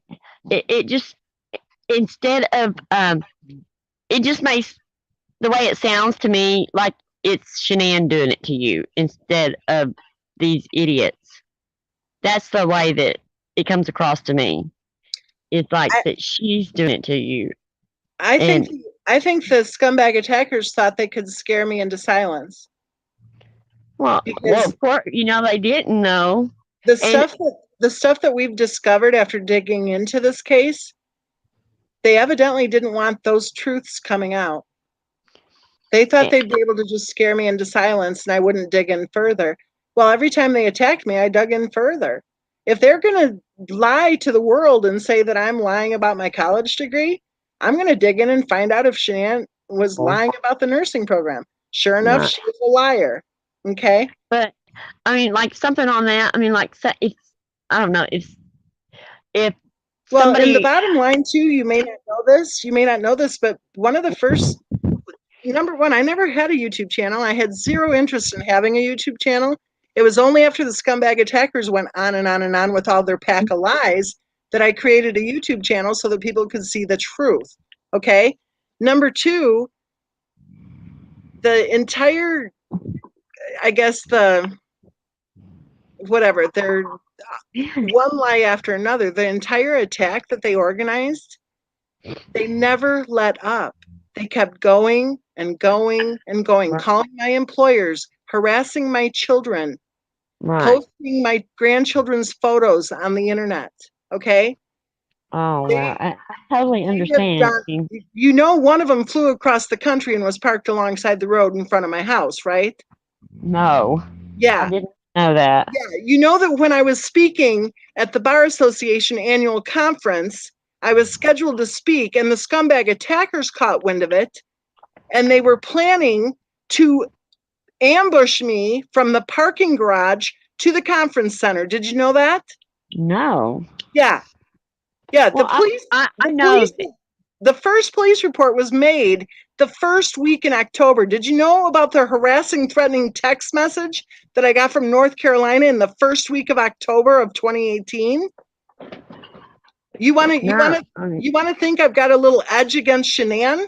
No, what I have and what has been the basis for my writings for the true crime cases that I host discussion groups on is I do not make excuses for child abusers. And I firmly believe that there is a special place in hell for child abusers. Okay? I don't have any preconceived, oh, gee, it must be Shanann's fault. What I have is a gang of scumbag criminal thugs, losers in life, and will forever be, who think it's cool to post all over the internet that I'm lying about my college degree. no. I Really? think I think they're crazy, and um, I think that I mean, it's criminal what they did, you know, and I just don't understand what makes them think they have the right to do that stuff to other people. They don't have the right. They're breaking the law. They don't have And the right at all. They're violating tort law. They're violating criminal statutes. They don't have the something right needs at to be all. done with them. What in the deal? What's going on that nothing can be done? Well, I mean, plenty why can be is it? done. Plenty can be done. Well, they need to be prosecuted. I mean, these people, and just um, like when You do it, realize that there have been convictions already. no, I didn't Oh, know. yeah. People don't talk about all of that. Yeah, people don't talk about all of that. And you do realize that they line up the scummiest of the scum to do their frontline attacks, too. Oh yeah, I know that. I do know that. Yes, I know that. Did you ever see the death threat video that one of the scummiest of the scum posted with a bloody butcher knife next to my photo? No. Yeah, when I'm talking about the scumbag attackers, I'm not exaggerating. Oh, I know you're not. I know you're not. Not at all. I know you're not. I know you're telling the The total truth scumbag too. attackers and their organized attacks against innocent people have created the discussion two and Mm, a half years later that we are focusing on the fact that Shanann Watts was a liar. Shanann Watts mistreated her children. And there are many of us who do believe that it is reasonable to believe that Christopher Watts was actually telling the truth when he said he did not murder Bella and Cece Watts. This is all from the scumbag attackers. Had they not organized an attack against so many of us who were intelligent enough to figure out what the hell they were trying to pull, then we probably never would have dug this deep into any case. But when they're accusing us of filing a bankruptcy, we're going to dig in. When they're well, accusing us of lying about our college degrees, we're going to dig in. And lo and behold, look at what we found. well, yeah, but um, uh, I mean, like the reason I don't know about all this stuff is when they start, even I don't care. I'll get on their channels, but when they start in, I get off. I'm gone because uh, it's not right. And when you come on my channel and I went on my little rant, um, you taught me a big lesson. I got taught a lesson that night, and it grew me up a lot, and it made me not um, feed into what's coming out of somebody's mouth. Don't believe in. I just don't believe all. I stand on what I believe in, and but I am not going to uh, what do you call it? Group myself. I'm not going to join the pack that is doing all this bad stuff to people. I mean, I can't. How could they live with themselves? How can they sleep at night? I mean, I don't get that, and that's why I guess that I'm just a lone wolf, and I'm finding a lot out about um, what channels are true crime and what channels aren't, and what channels are um, willing to talk to people and not, you know, there's one channel that was so snooty and they think that they're just all that and they all help their little clique and, and they talk about bad about everybody else, and I'm like, who would want to be a part of that? I Well, mean, what? I think what happens is they get pressured or they get harassed or whatever, and then they get afraid. And that's a big part of me continuing with the case discussion is how dare they See attempt that to that's frighten like me me. I'm into not. I cowardice. mean, if they, I would do the same thing. If they come after me, I wouldn't care. I'd just dig in that much more. They're not. I would never get afraid. And those people that are so weak and will bow down to anything that spouts out of these people's mouths, they just believe it, and they're like, "Oh yes," like they're in front of them bowing, and it just makes me sick. I just some of the things that come out of their mouth that they believe in. Uh, I've seen people have the total opposite opinion, and before the live is over, they are just patting them on the back, saying, "Oh, I never would have saw that before. I'm so glad I see it now." I'm like, "What did you see?" Because that's not true. I Right. mean, And also notice that they're telling people to not watch anybody's videos. They're mhm, saying, don't watch those videos. We'll tell you. We'll watch them and we'll tell you what those videos are about. right. Don't give them clicks. The reason they don't want anybody watching the videos is because they don't want people to put two and two together for themselves.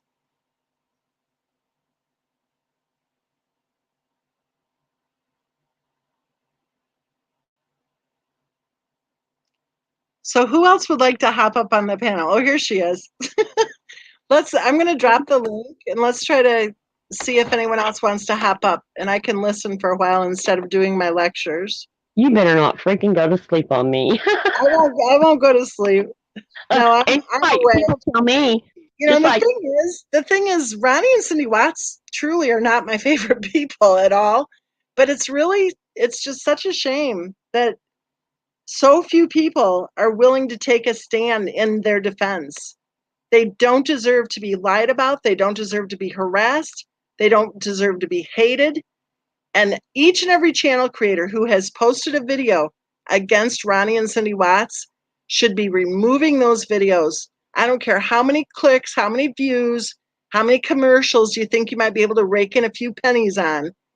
Each and every person who has posted a video slamming the Watts family should remove those videos immediately.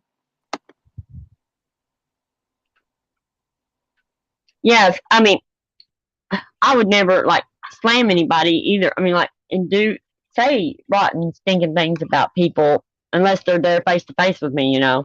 But, but but they tell me, I tell them because I do go around and I've been telling them, I was on Miss Mensa's channel, blah blah blah. You ought to go over there and or listen to it, and they're like, "What? Don't go. You shouldn't be going over there. What are you doing going over there?" And I'm Well, like, and here's the thing, instead of attacking people, why don't they join the discussion? "What?" And I'm like, "What are you talking about?" I'm like, "You're not going to tell me where I can go. I can go and be anywhere I want to be." I mean, and they're like, "Well, you're going to stand out as, people are not going to want to have you on their panels and stuff." And I said, "Oh, well, I don't really care." Well, and isn't that interesting that they would be saying that? That sounds very high schoolish, right? And they're supposed to be the It good sounds guys. very high schoolish. I mean, last time I I checked, mean, you were over 18, right? yeah, and You that's should the be way able that they to, put it, though. yeah. They think that they're the good guys. Well, what kind of good guys does one of your own that way? Well, And how I can they sure, how can they claim to be a good guy? The one that we call Alice Cooper, she did a video that was full of I nothing don't but know who these hate. people are. I wish I did. It was You can over tell that I really am it was not dug over in. an hour long and she absolutely bashed Cindy Watts the whole time. I want to see some of these videos. I always miss them all. I'm always missing them, and people won't tell me. They'll be going, "Oh, we're not going to mention nobody on up here," and I'm like, "Okay, well then why do you even bring it up?" Well, and here's the point. She was reading what she was saying. She was reading it, and I really wonder who wrote it for her. Right? Yeah. Well, I know this. Well, she's not. She doesn't really say bad things about Cindy, but she does say a bunch of lies. I mean, um, there's a lot of lies that she says that I know that they're lies on the Watts, and it disgusts me. I just got off there. I was like, I'm not listening to her anymore. Because she's supposed to be all intelligent, and all this and that. Whatever. She's talking just like everybody else does. But and then Well, they repeat what they're told to say, I think. in that book that was leaked that Cindy was supposedly wrote, I found out Cindy didn't write that. Someone else took it upon themselves to uh, form Cindy's opinion about everything that was leaked. And Cindy did not write that book. And that right there, I was like in shock. I was like, okay. So, and forever everybody was saying awful things about the book and awful things about her because of the book. And then to come to find out she didn't even write it. It was somebody else's thought. And Well, they just, that's why I asked you the question of what they've actually said that has been so offensive, because I think if you actually take a complete inventory of well, everything they've ever said, you'll find that they've said nothing at all that should be I offensive. mean, they've said a few things, that in my little corner that I didn't like. And I mean, there's stuff that Cindy said that I didn't like, and stuff that Ronnie said I didn't like. But um, but I think that um, they have the right to say that because of everything that's been said about them. I mean, they've had so much more said about them See, than and what they I don't said. connect the two. I don't connect the two. They have the right to say whatever their truth is. They're subjects Right, of a true crime case. right, Any of the people who have been bashing them have no right to right. be And, bashing them. and just like their truth is just as solid and honest as the Rusak's truth. You know, it is, and no one has the right to say that it's not. I mean, because it is their lives, and You uh, just twisted that one big time. You just twisted that one. what Back do you up a mean? second. Okay. The Watts family has the right to say, I think my daughter in law was evil. Ronnie Watts has Well, the right to say, I think I my know, daughter in law was I evil. know. Like I said, they said things that I didn't like Right? uh, in my little corner. They said things I didn't like, but they still have that right to say it. They really do. Um, it's not. I mean, because I'm being honest. I mean, because there is so much that Cindy has said, and so much, the little bit that Ronnie said that I didn't like. There's a lot of things that I just picked apart, but they still have the right to tell their truth because it is theirs, you know. Well, and And the comment that you made that Shanann can't defend herself, but Ronnie and Cindy Watts can, that is not true. That is not true at all. Cindy and but Ronnie Watts have been subjected to abuse and harassment and attacks from thousands of people.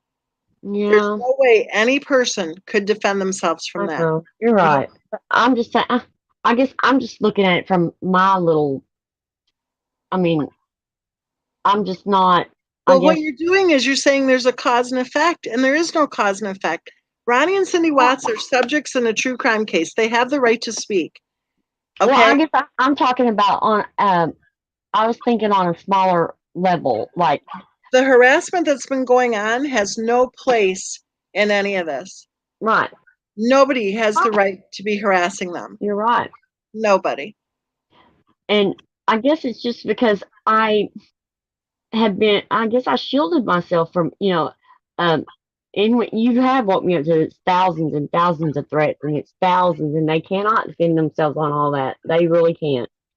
Um, I was just looking at a smaller scale, I guess. Like if like say, if you said something bad about me, Well, I here's can stand another up and say example. Here's something another about it. example. Somebody emailed me just the timestamp, and I listened to like 3 minutes of another channel creator who said recently that the Watts family are dirt poor. Okay, we're supposed to believe that the Watts family are dirt poor. They're not dirt poor. But they're They've, not. I mean, they've never filed a bankruptcy. They've never filed two bankruptcies. They've never filed three bankruptcies. Okay, They're not dirt poor. Ronnie and Cindy both worked full time. They put their kids both through college. And Okay? then they lived simple lives. Their bills are paid. And yet the narrative is that they are dirt poor. They never had anything. Oh, they And were so impressed by her house. Baloney. They were and not impressed by Cindy that house. Cindy just bought her a new car. I mean, um, There's there's no way that the Watts family is dirt poor. And yet that's the narrative. We're supposed to believe that the Watts family were just some uneducated buffoons right. who were graced by the presence of Shanann. Bullshit. Before he even met her, he had already succeeded in life far beyond what she ever did. You know, Yeah, but I mean, the and lies that we're told about that, it's just insanity. If we can sit here and look at that nursing program lie alone and not be bothered by that, that's not okay. It's one lie after another. Why? Why are we all pretending? Because she's dead? Is that why? Do we worship all dead people? we don't worship them. We just, you know, I just respect them. I guess I just No, I think you're falling for things the that are not bullshit. important, Cheryl, things I that are. think you're falling for the bullshit. I do. I'm not. No, I I think you're falling do for the not. bullshit. I do. I'm You know sorry. that I don't, You though. you have a very kind heart. You have a very huge heart, okay? You are always trying to be really generous with your feelings and with your opinions and stuff. And that's great. That's who you are, and that's wonderful. But I think that generosity has extended to a woman who was lying about her children's health issues, who was dosing them up with Benadryl and Tylenol, who was trying desperately to get them diagnosed with familial Mediterranean fever and didn't mind subjecting them to the rectal thermometer twice a day and for 3 months straight in order to try to con a specialist into believing it. Okay. You're talking about a woman who accused her mother in law of attempted murder. You're talking about a woman who refused to allow her children to be seen by their grandparents at the beach on a planned family vacation, knowing full well that she waited to say so until her in laws drove all the way to Myrtle Beach and got their hotel room. Okay, that is not a nice person. You're talking about a woman who claimed she was 15 weeks pregnant, but failed to seek prenatal care. You're talking about a woman who claimed that she was spotting and cramping, but failed to seek prenatal care. You're talking about a woman who handed her husband two drinks, a beer and a mixed drink, took his picture in a kitchen, and when people complimented her on her kitchen, she said thank you. It was not her kitchen, and I highly doubt that both drinks were her husband's drinks either. But she was pregnant at the time, so she wouldn't have wanted people to know that. She was thanking and liking their comments when they were complimenting the kitchen that wasn't even her kitchen. The woman lived a lie. Yeah, And I mean, dead or alive, if they didn't have children, whatever. But there are two little girls who are dead because everyone was evidently pussyfooting around the obvious. And well, that's what we learn from these cases. There was a it, lot of heated debate when O.J. Simpson's case was on the public forum. Heated debate, and you should have heard the stuff that people said about Nicole Brown Simpson. You should have yeah. heard what was said about her and Oh, her I did in my living room. and her family. The tabloids went wild. The public was not supportive of Nicole Brown Simpson Mhm. or her family at all. And what came of that case is through years of heated debates about that criminal I- case, about that true crime case, our society benefited because we recognized, we learned, we promoted awareness on domestic violence. And we were able to get to a point after a few years, granted, it took a few years, we got to the point where we had a much better understanding about domestic violence and about the fact that domestic Right. violence knows no socioeconomic boundary. It happens in Brentwood, people. And we And, learned that from the O.J. Simpson case. and that was the first case that I was interested in, is the OJ case. Yep. Um, Yeah, a lot of people. and because my mom was just such a supporter of him, and I did not. I told my mom, I said, he is guilty. I said, Mom, and she would get mad at me and just say the awfulest things about his wife and stuff. And I was just like, oh my goodness. But I mean, no, I do not. I'm not falling for anything. You can see that I do not know enough about uh, what all these people are doing. Is because um, I support what I believe in, what I have personally went and saw myself and investigated, and I stand wholeheartedly on what I believe. And but I do not believe any other people. I just don't. They just I don't trust people, and I don't believe them. Because I know people stretch the truth and to make it look better, and they put this little twist on it and to make other people look bad. And I know people do that, and no, I don't fall for their crap. I mean, I know you think so, but I believe in what I can research and look up myself. Just Right. like her, look, just like her job. Um, yeah, I mean, I totally don't believe that she was making anything. I mean, I don't believe, all the other stuff that you do, but I mean, to me, that's the only thing important. I mean, is that she really wasn't making any money and she was caught up in it. And I guess I just see it from a different point of view, I guess. And there's things that are not important to me as far as what happened. Um, because um, the nursing thing, I know that you're wholeheartedly on that, right? But I just, I mean, this girl that worked with her in the hospital, that actually worked in the hospital with her, I did hear one of her interviews, and she said that Shanann answers the phones there, and but she didn't mention nursing school or anything like that, in which I didn't know Shanann ever said that she was in nursing school, and it's not important to me, you Well, they know. said that she was a retired nurse. There was a book written within 2 weeks of the tragedy saying she was a retired nurse. But I She mean, called herself said Nurse that. I mean, Nene. I didn't see anything about Shanann saying that she was. Well, she called herself Nurse Nene. Well, I mean, I think that was just because um, when she was babysitting. I mean, I just think that it's because um, just I noticed that a lot that she um, said things that really didn't mean exactly, like nurse. She really wasn't saying she was a nurse, because my mom used to, tell my kid, oh, your nurse is here and stuff like that. But it's just sometimes the way people talk. No, it's not. And No, it's not. She's telling people she was going to be a nurse. She's telling people she got accepted into a nursing program. She's telling people she started the nursing program. She's telling people she did exams for the nursing program. We're talking about a year, an yeah, entire year. And then the very first narrative is that she was a retired nurse. This isn't but just a I casual just never comment. heard. I just never heard her say anything like that. I mean, so I don't know. I mean, if Okay. I had, what I'm saying. If I Have you had, looked at her Facebook posts? I just don't want Have you to. looked Yeah, I mean, extensively yeah. at her Facebook posts? No, not extensively. But you told me about it, so I started looking.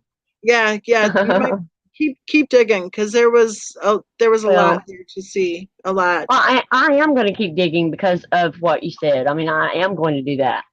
Um, because there is so many things that you have given me that I want answers to. Things that I believed that I want to make sure that I am not uh, support. I mean, defending something that is not true, and I don't want to do that. Like, me saying that the car is in her name. Well, um, I wanted to go and make sure because I didn't have the proof in front of me. Right. And so then now, yeah, and I'm just like, oh, because Will made me, start thinking about that. And so now I'm going to dig into it and really find out because I don't want to just say that up there and argue it, like, and defend that. And you saying, no, it's not. And I'm saying, yes, it is. Well, I don't want to be like that. I want to make if I'm wrong, I will say I'm wrong. Right. I would say keep digging. I'm gonna boot you off the panel now. Keep Okay. keep digging in because Okay. I love it that you have an open mind and that you're Yeah. willing to discuss. That's Well, 10 times better than most people who are saying, that what we're saying is like not how they see it or whatever. You are mhm. willing to discuss it, and that is huge, and that's very much appreciated. Well, and I mean, that time that you came on my panel and I just, made a fool of myself. But I mean, you just stayed quiet and let me do it. And then it was over. And I was like, oh my God, how big of a person can do that? And so you let me vent, so I'll let you vent anytime you want. Well, I'll tell you, I figured out to change the subject. Remember when we started talking about the other cases, we were totally on the same page. I know. And I Isn't was that just like, something? I mean, I think we can learn from that. We can yeah, really learn from that because we can talk about Stephen Avery all day long and we're I cool. just cannot wait to get on another, talk about another case, though. I think it'd be so much fun. Yeah. But, I'm going to boot you off now. okay, but I want to thank you for making me feel so comfortable here. And I want to thank everybody. And I know that, and I really appreciate y'all accepting me because I really feel comfortable here. I really do. And I And really love you guys. that's what we need, I think, is to just be able to discuss and to discuss, Right. ask questions and to learn. Yeah. And I mean, I've been on people's panels, but it's been on, like fill in because they have something to do. So I sit there and talk to the chat and stuff like that. But um, you go in at their chat and I mean, you ask a question and stuff and they just ignore you. I mean, I went on one the other day and these snoots, Well, they, you know that people are blocked in a lot of them too. They have a list of who to block. oh, I've got, oh, girl, I bet I'm They don't blocked from, they don't wait until I talk. They block me beforehand. I'm blocked on like 10 of my own community. I mean, like out of it. Isn't that stupid? Okay, But I'm I booting just off move now. on. All right. Love you, girl. Okay, love you. Okay, Cece, I invited you. The link's right there. Step up on the panel. uh, Miss CD says this with love, Chatterbox. We get why she is named Chatter. Chatter is a good talker. Okay, what's with the CC wanting to come up and wanting to be invited or whatever? I just dropped the link for CC. Anybody else is welcome, definitely.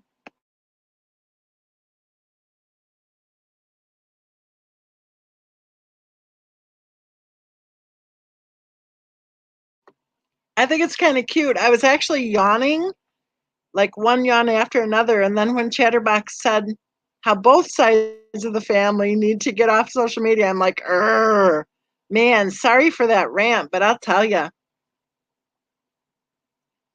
Cece's having trouble connecting. Try it again, Cece. Here's the link again. Uh-oh, Shenanigan Maker is losing brain cells. Oh, you have court. You better go to sleep, sweetie. Is it on Zoom or is it in the building? I mean, you don't have to tell me if you don't want to, but I'm just curious. I talked to a friend of mine today who's a lawyer, and he said everything they're doing now is on Zoom where he's at in his jurisdiction. Oh, that means you're going to have to actually like get dressed and fight traffic. Okay, go to sleep, Shenanigan Maker. Go to sleep.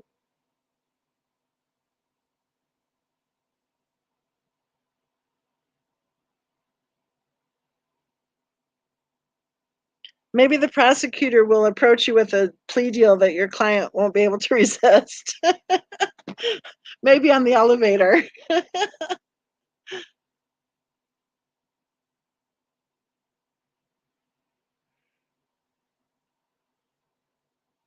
Well, the adrenaline will always help.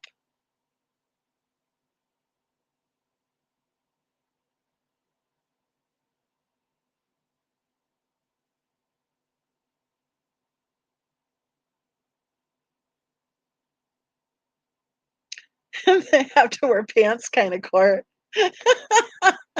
Kathy Joe, your comments are funny tonight.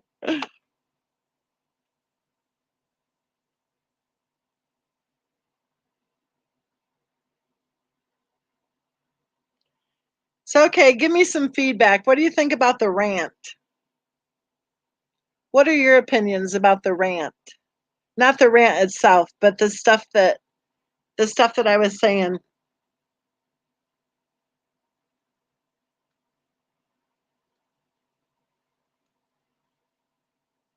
Do you guys ever get like that point of frustration where you just go like, "What?" You know? Right? And the bottom line, since when are we supposed to be making excuses for child abuse? Since when?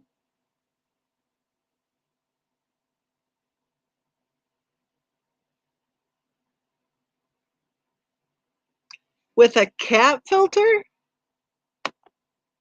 Did you see the Zoom call that went viral a couple of weeks ago? A lawyer appearing in front of the judge on Zoom with a cat filter on.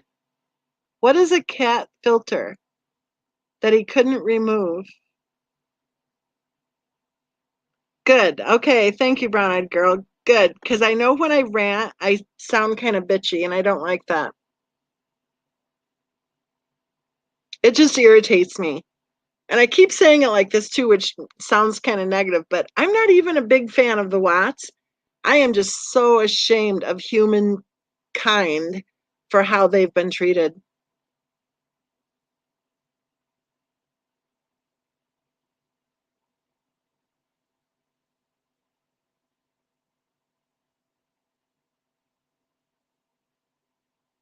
Oh, Cece says, I can understand your frustration.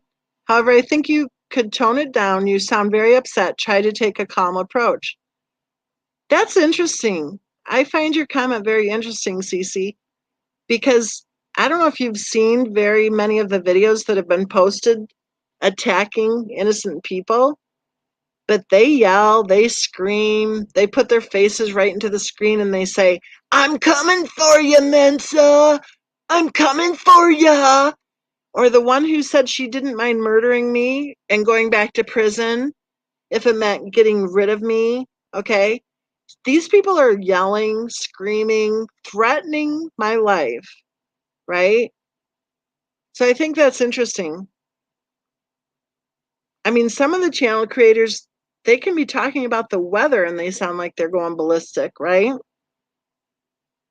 I don't know. Maybe it is time for Mensa to get pissed. I don't know. But I hear what you're saying. And I do prefer when I talk in a lower volume. But, Cece just said, you're passionate. Oops, it went really fast. You're passionate and vested. YOUR. Uh-oh.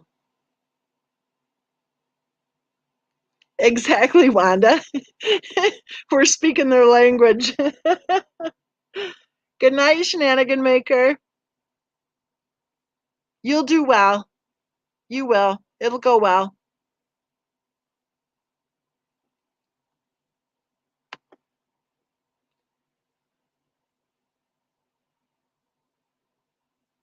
Shaden or something or other says, I've never seen another case where the family inserts themselves into YouTube discussions and GoFundMe posts. It's sickening and begs for sympathy for themselves and hatred toward the other family.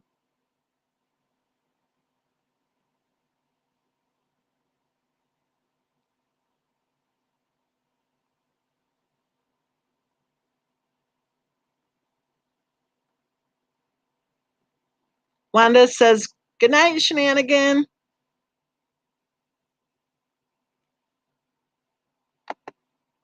Private Pirate says, I see CC's love's point in that the scumbag attackers want to get a rise out of you.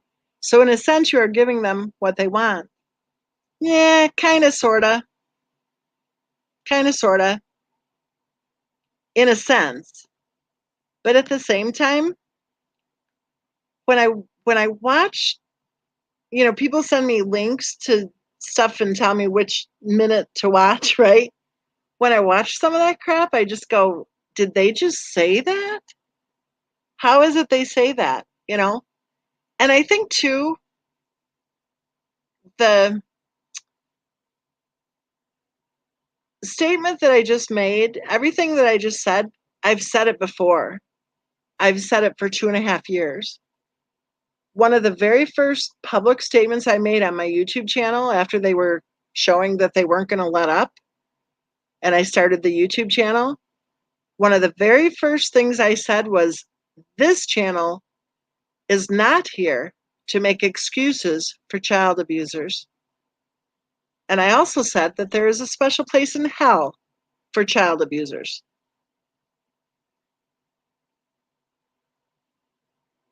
I appreciate that, leaving Landon. You know, it's funny when people say things like, oh, you're a loser. Oh, you're a psycho, you know, all this crap. And I think to myself, if I was the loser and the psycho that they claim, I would have probably collapsed 2.5 years ago.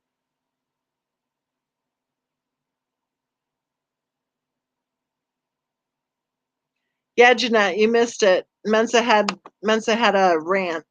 Chatterbox was up on the panel and she said something innocently. She said that she thinks both sides of the family should get off of social media.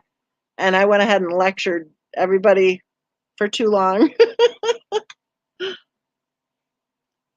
Cece says, stay calm and ignore the poison. You're a human being, not everything can roll off your back. YOUR. I happily ignore the toxic scumbag attackers. I happily ignore them. However, I don't ignore it when they break the law. There's a difference. I also don't ignore it when they come up with stupid excuses all the time. And one of their most obvious and glaring stupid excuses is that they don't like my opinion, so they're going to go ahead and attack me, right? No, they were attacking me before I even had an opinion on this case. It was an organized attack because evidently somebody is trying to control the narrative on this case.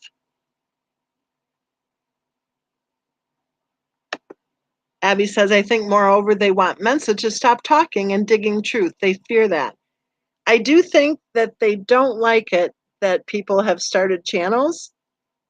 I think that as long as they can just direct all their hatred and anger toward me, then, you know, that's easy, right? For a few hundred people to gang up and try to beat up on grandma.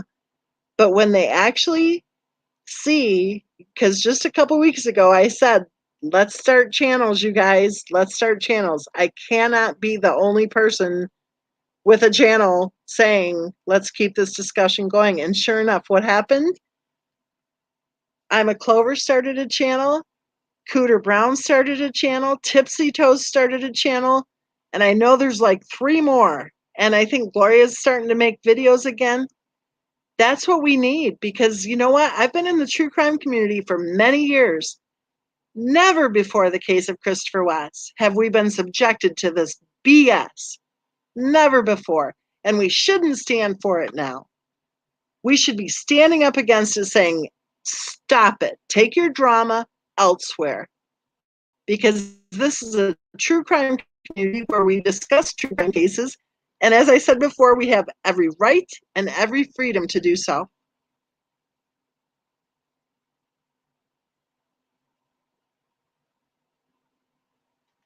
Wanda says, Chatter says things that are so uninformed that it tends to trigger people. LOL, lots of love. She's very nice, but frustrating as hell.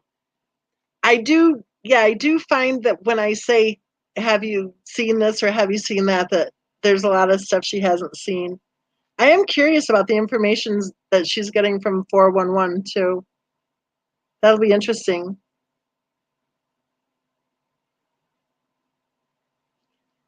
Cece is saying, may I ask what your background is in? No, Cece. This is a true crime case discussion channel. Am I asking you what your background is in? No. I'm not a party to this case. I'm simply taking part in a true crime case discussion. And you know it.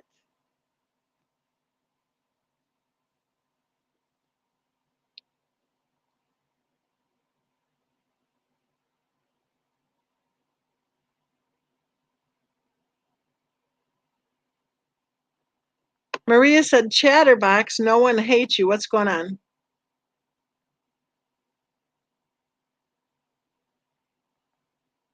Wanda says, Chatter, you're not hated. Chatter, you're not hated. What's going on? I like the way you spelled Coven. I think the wenches who don't want their own channels right now should form a Coven channel together. Shakur says, no one said they hate you. Chatter, what's going on? Nobody hates you. I think a lot of us in here respect you for being able to join in the discussion when we disagree.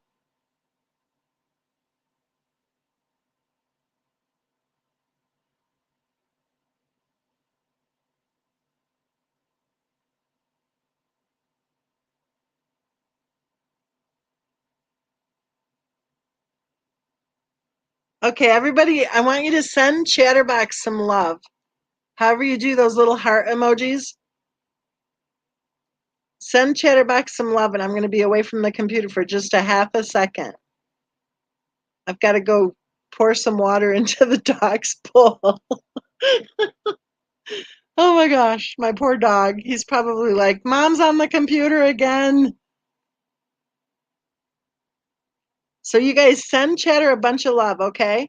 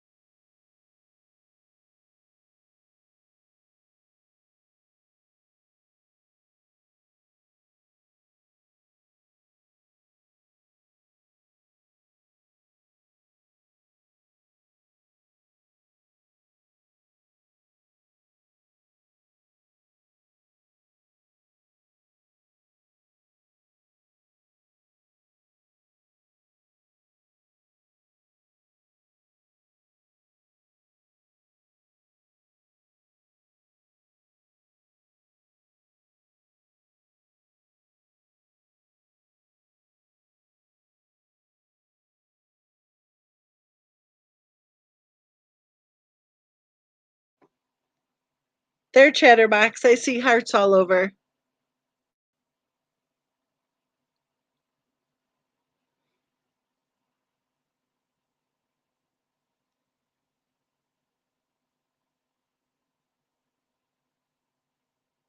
One thing about me, blabbing like I do, at least you guys know I'm not going by a script.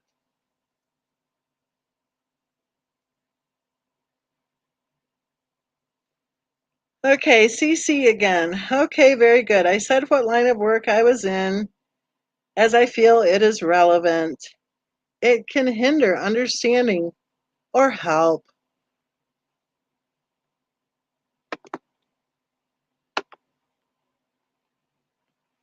Bye bye, CC.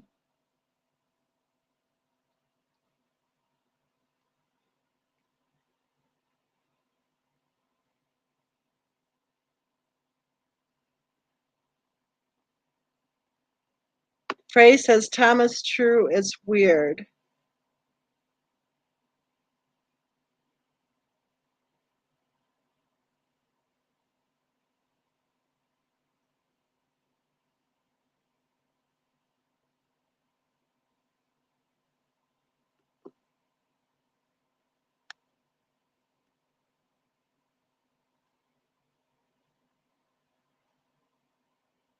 So, what do you think about the whole thing with I think it was Kathy Joe who said that the pills in the picture were actually on the 15th, not the 13th.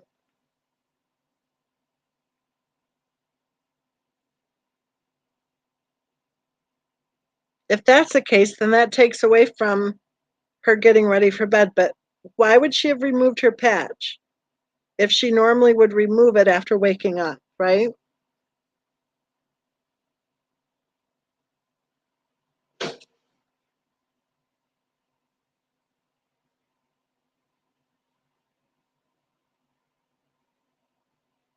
Would Chris set them up? Well, you know what? He might have been taking them, but he didn't stay there, right? He wasn't there.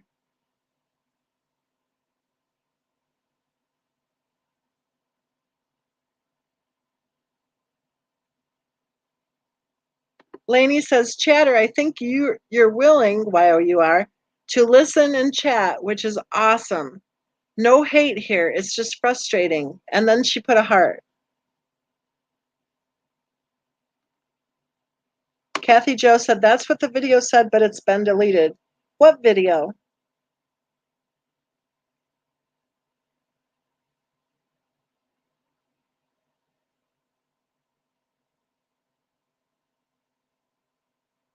Oh, he could have taken the patch off. Got it. Or she could have taken the patch off. Got it. Anna said, but they were on her nightstand.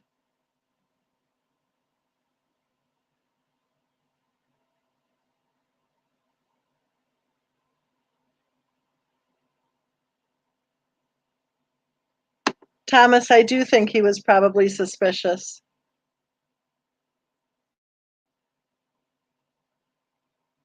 Okay, here's a good point from Brown Eyed Girl. She said, sometimes the patch site itches. I've removed mine before I should have.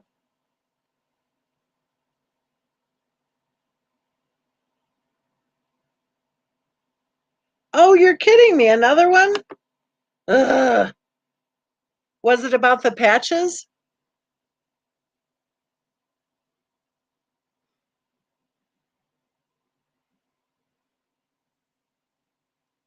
Frey says, my question is, what color is the label on the pill package, blue or pink? SW went on and on about the blue label is for male and the pink was for female.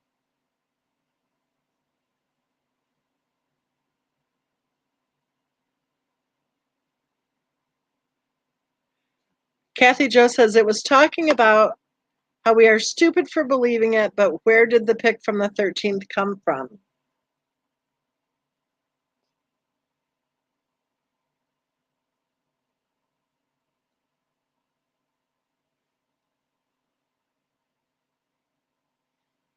I thought of something just now. Somebody, who was it? Oh, I know. There's one person, one profile, who knows, like I've said from the start, there are far fewer of them than they expect us to believe because they use so many fake profiles. But one profile specifically that has been used right from the start, saying the most terrible things. I couldn't believe her comment just the other day. I might have even been yesterday. She commented on another channel all about our live chat from right before that. So she was evidently watching our live chat, and she has been spewing hatred and promoting hatred against me for 2.5 years. And she was like, rah, rah, rah, rah, rah, about the video that she just saw. I thought, wow, you hate me so much that you're sitting in the wings watching everything that we say.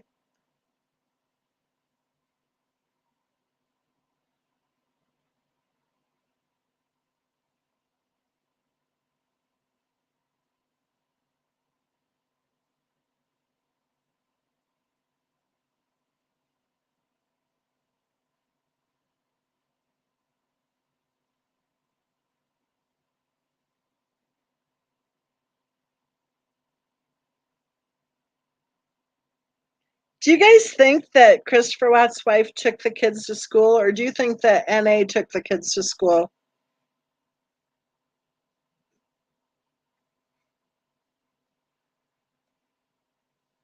Lilu, good eye. Good eye, Lilu. You've been keeping your eye on what's happening.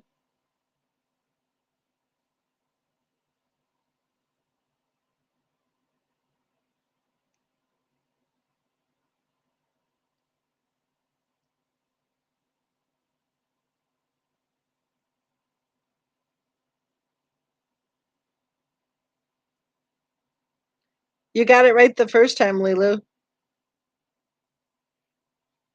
I agree, Wanda. I don't think she was driving the girls to school ever.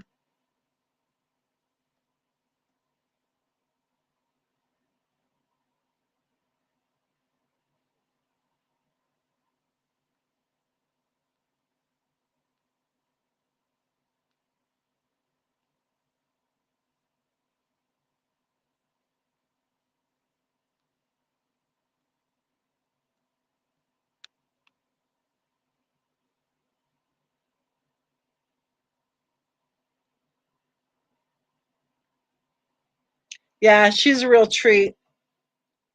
She's disgusting. Let me tell you, she's a lying sack of shit.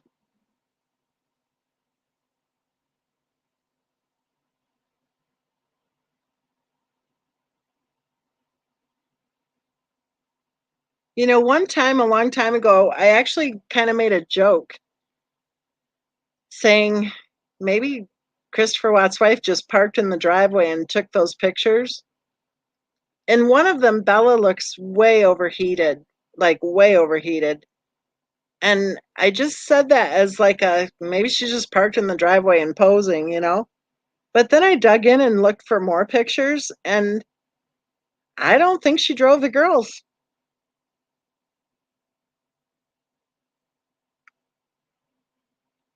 And remember, when she was riding as a passenger in North Carolina, her phone message went back saying she was driving, remember? And then she texted, "No, I'm not driving, Chris is."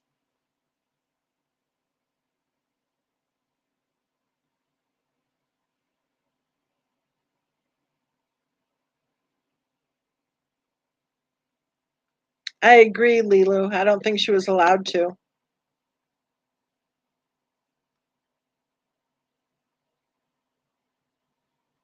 Okay, let me ask you again. What's a good title for the book? Is Christopher Watts the rest of the story way too long? Does that sound like something you'd want to read? You know what I mean? Or does it sound really boring?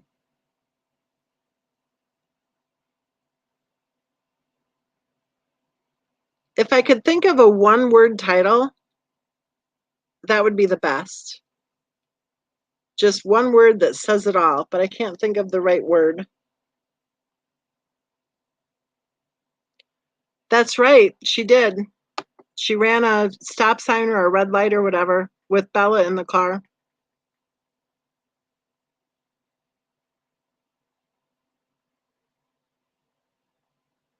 Maria said an NA was at their house at like 8 in the morning some days when they would live stream. Yes, Private Pirate. That is a title that I've been thinking of for a long time.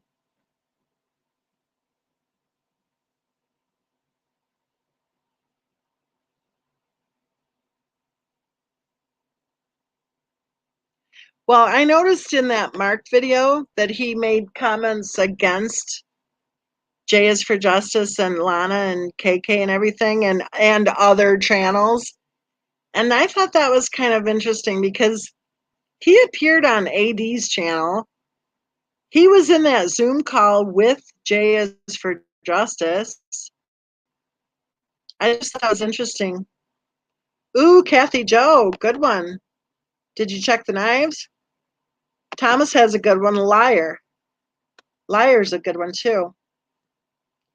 Stolen Innocence. Ooh, you guys have some good ideas.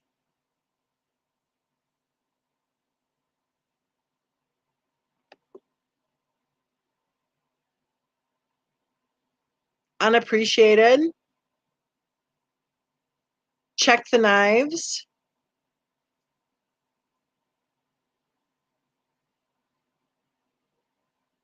Patch of Lies. That's a good one with a little extra meaning there.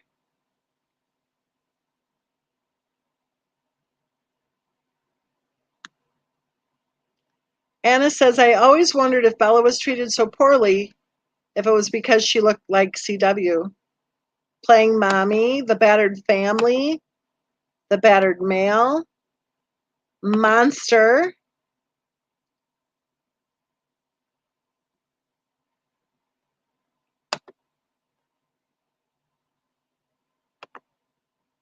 Leaving Landon says, MM, can I ask what is your focus going to be in the book? Obviously CW, but what else?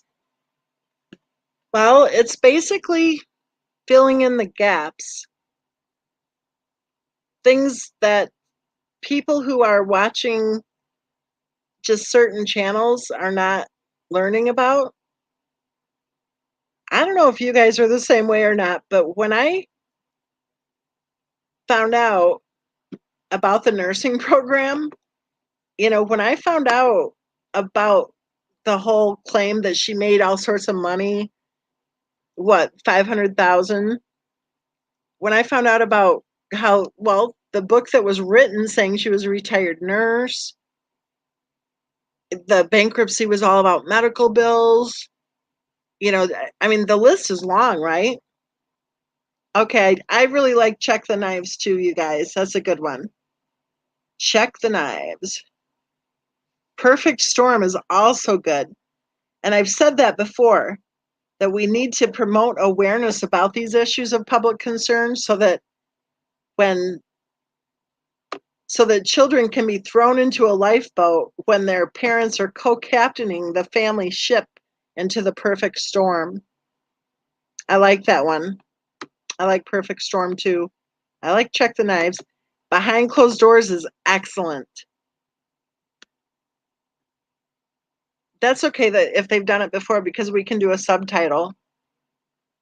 And asking about the focus of the book, it's pretty much just filling in all of these different issues that we've been told over and over again. That's a good one. The Fake Life. Patch of Lives has a couple of votes here. That is a good one with the patch thing. Self-cleaning onion. I like that one. The Perfect Family, in quotations.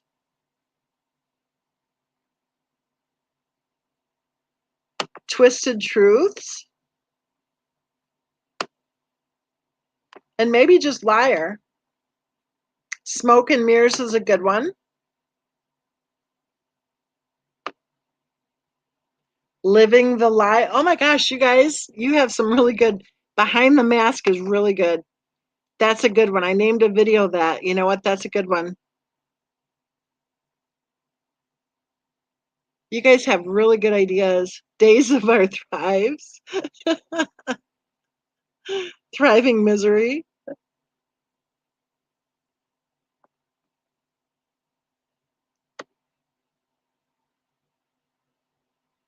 Behind Locked Doors. That's a good one.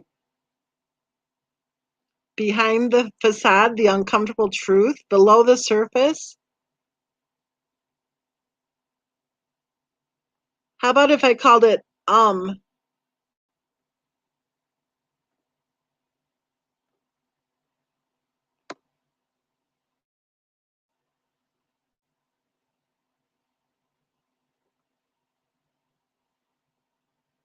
Thriving Misery? Yeah, that's an interesting one.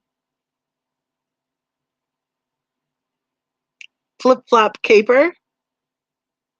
There is a lot of flip flopping, isn't there? Hot Mess. Ooh, that's a good one.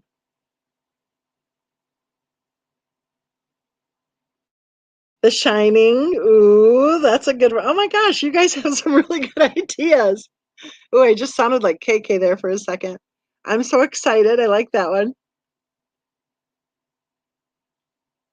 Little Monsters. Ooh, I'm writing that one down.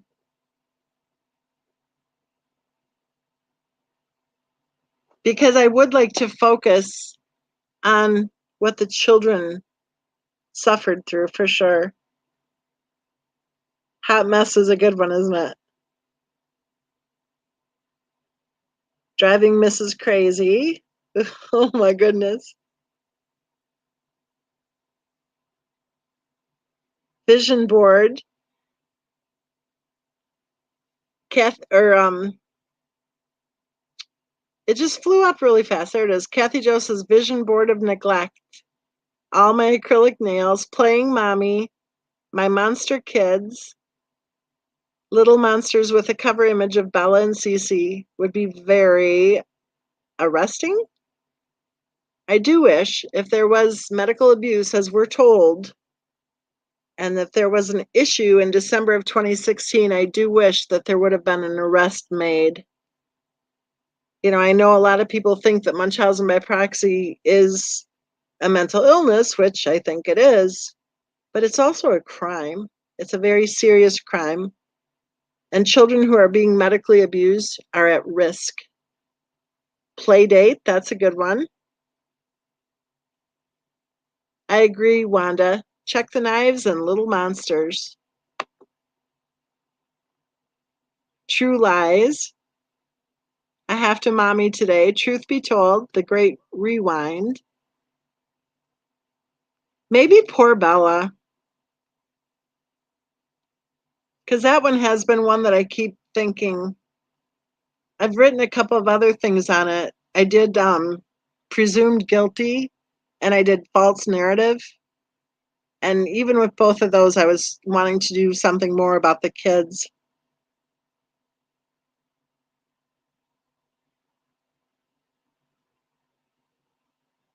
Mommy Who? Say hi.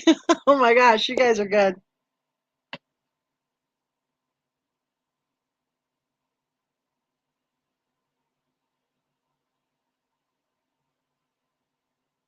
Abby's falling asleep. We'll work on it on Friday. We'll go ahead and figure it out on Friday, Abby. Bella's Story, that's a good one. Do you need a haircut? That's a good one too.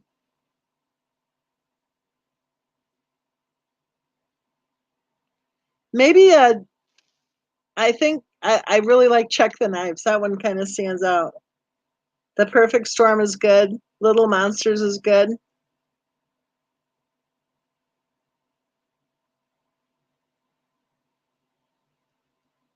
Say Hi Bella. That's a good one.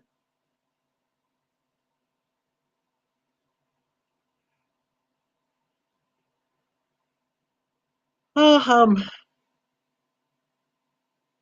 yeah, you know what? I'll have like 5 of them on Friday or however many of them of the ones that I think kind of stand out. I'll know more on Friday and then we'll vote on it. I don't either. I don't believe that they were put down the 8-inch whatever. I don't believe it.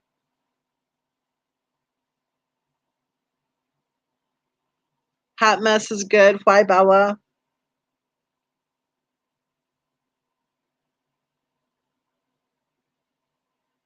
Levita.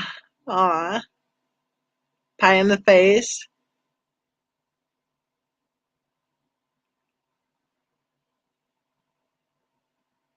Oh, okay, it's past Grammy's bedtime. Let's do this. Let's plan on Friday. And if my schedule allows, I'll go ahead and hop on middle of the week and say hi to everyone and we can chat for a while. But otherwise, we'll plan on Friday evening.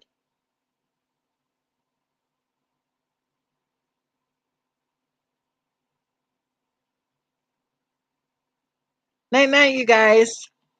Good night, John Boy.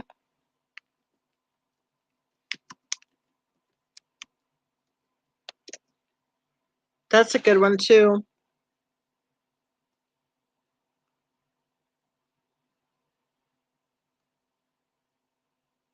Everybody have a good week. And remember, be safe, be healthy, and know that you are loved. And that goes for you too, Chatterbox. We love you too. And we are very thankful that you are so willing to discuss the case with us. Good night, you guys.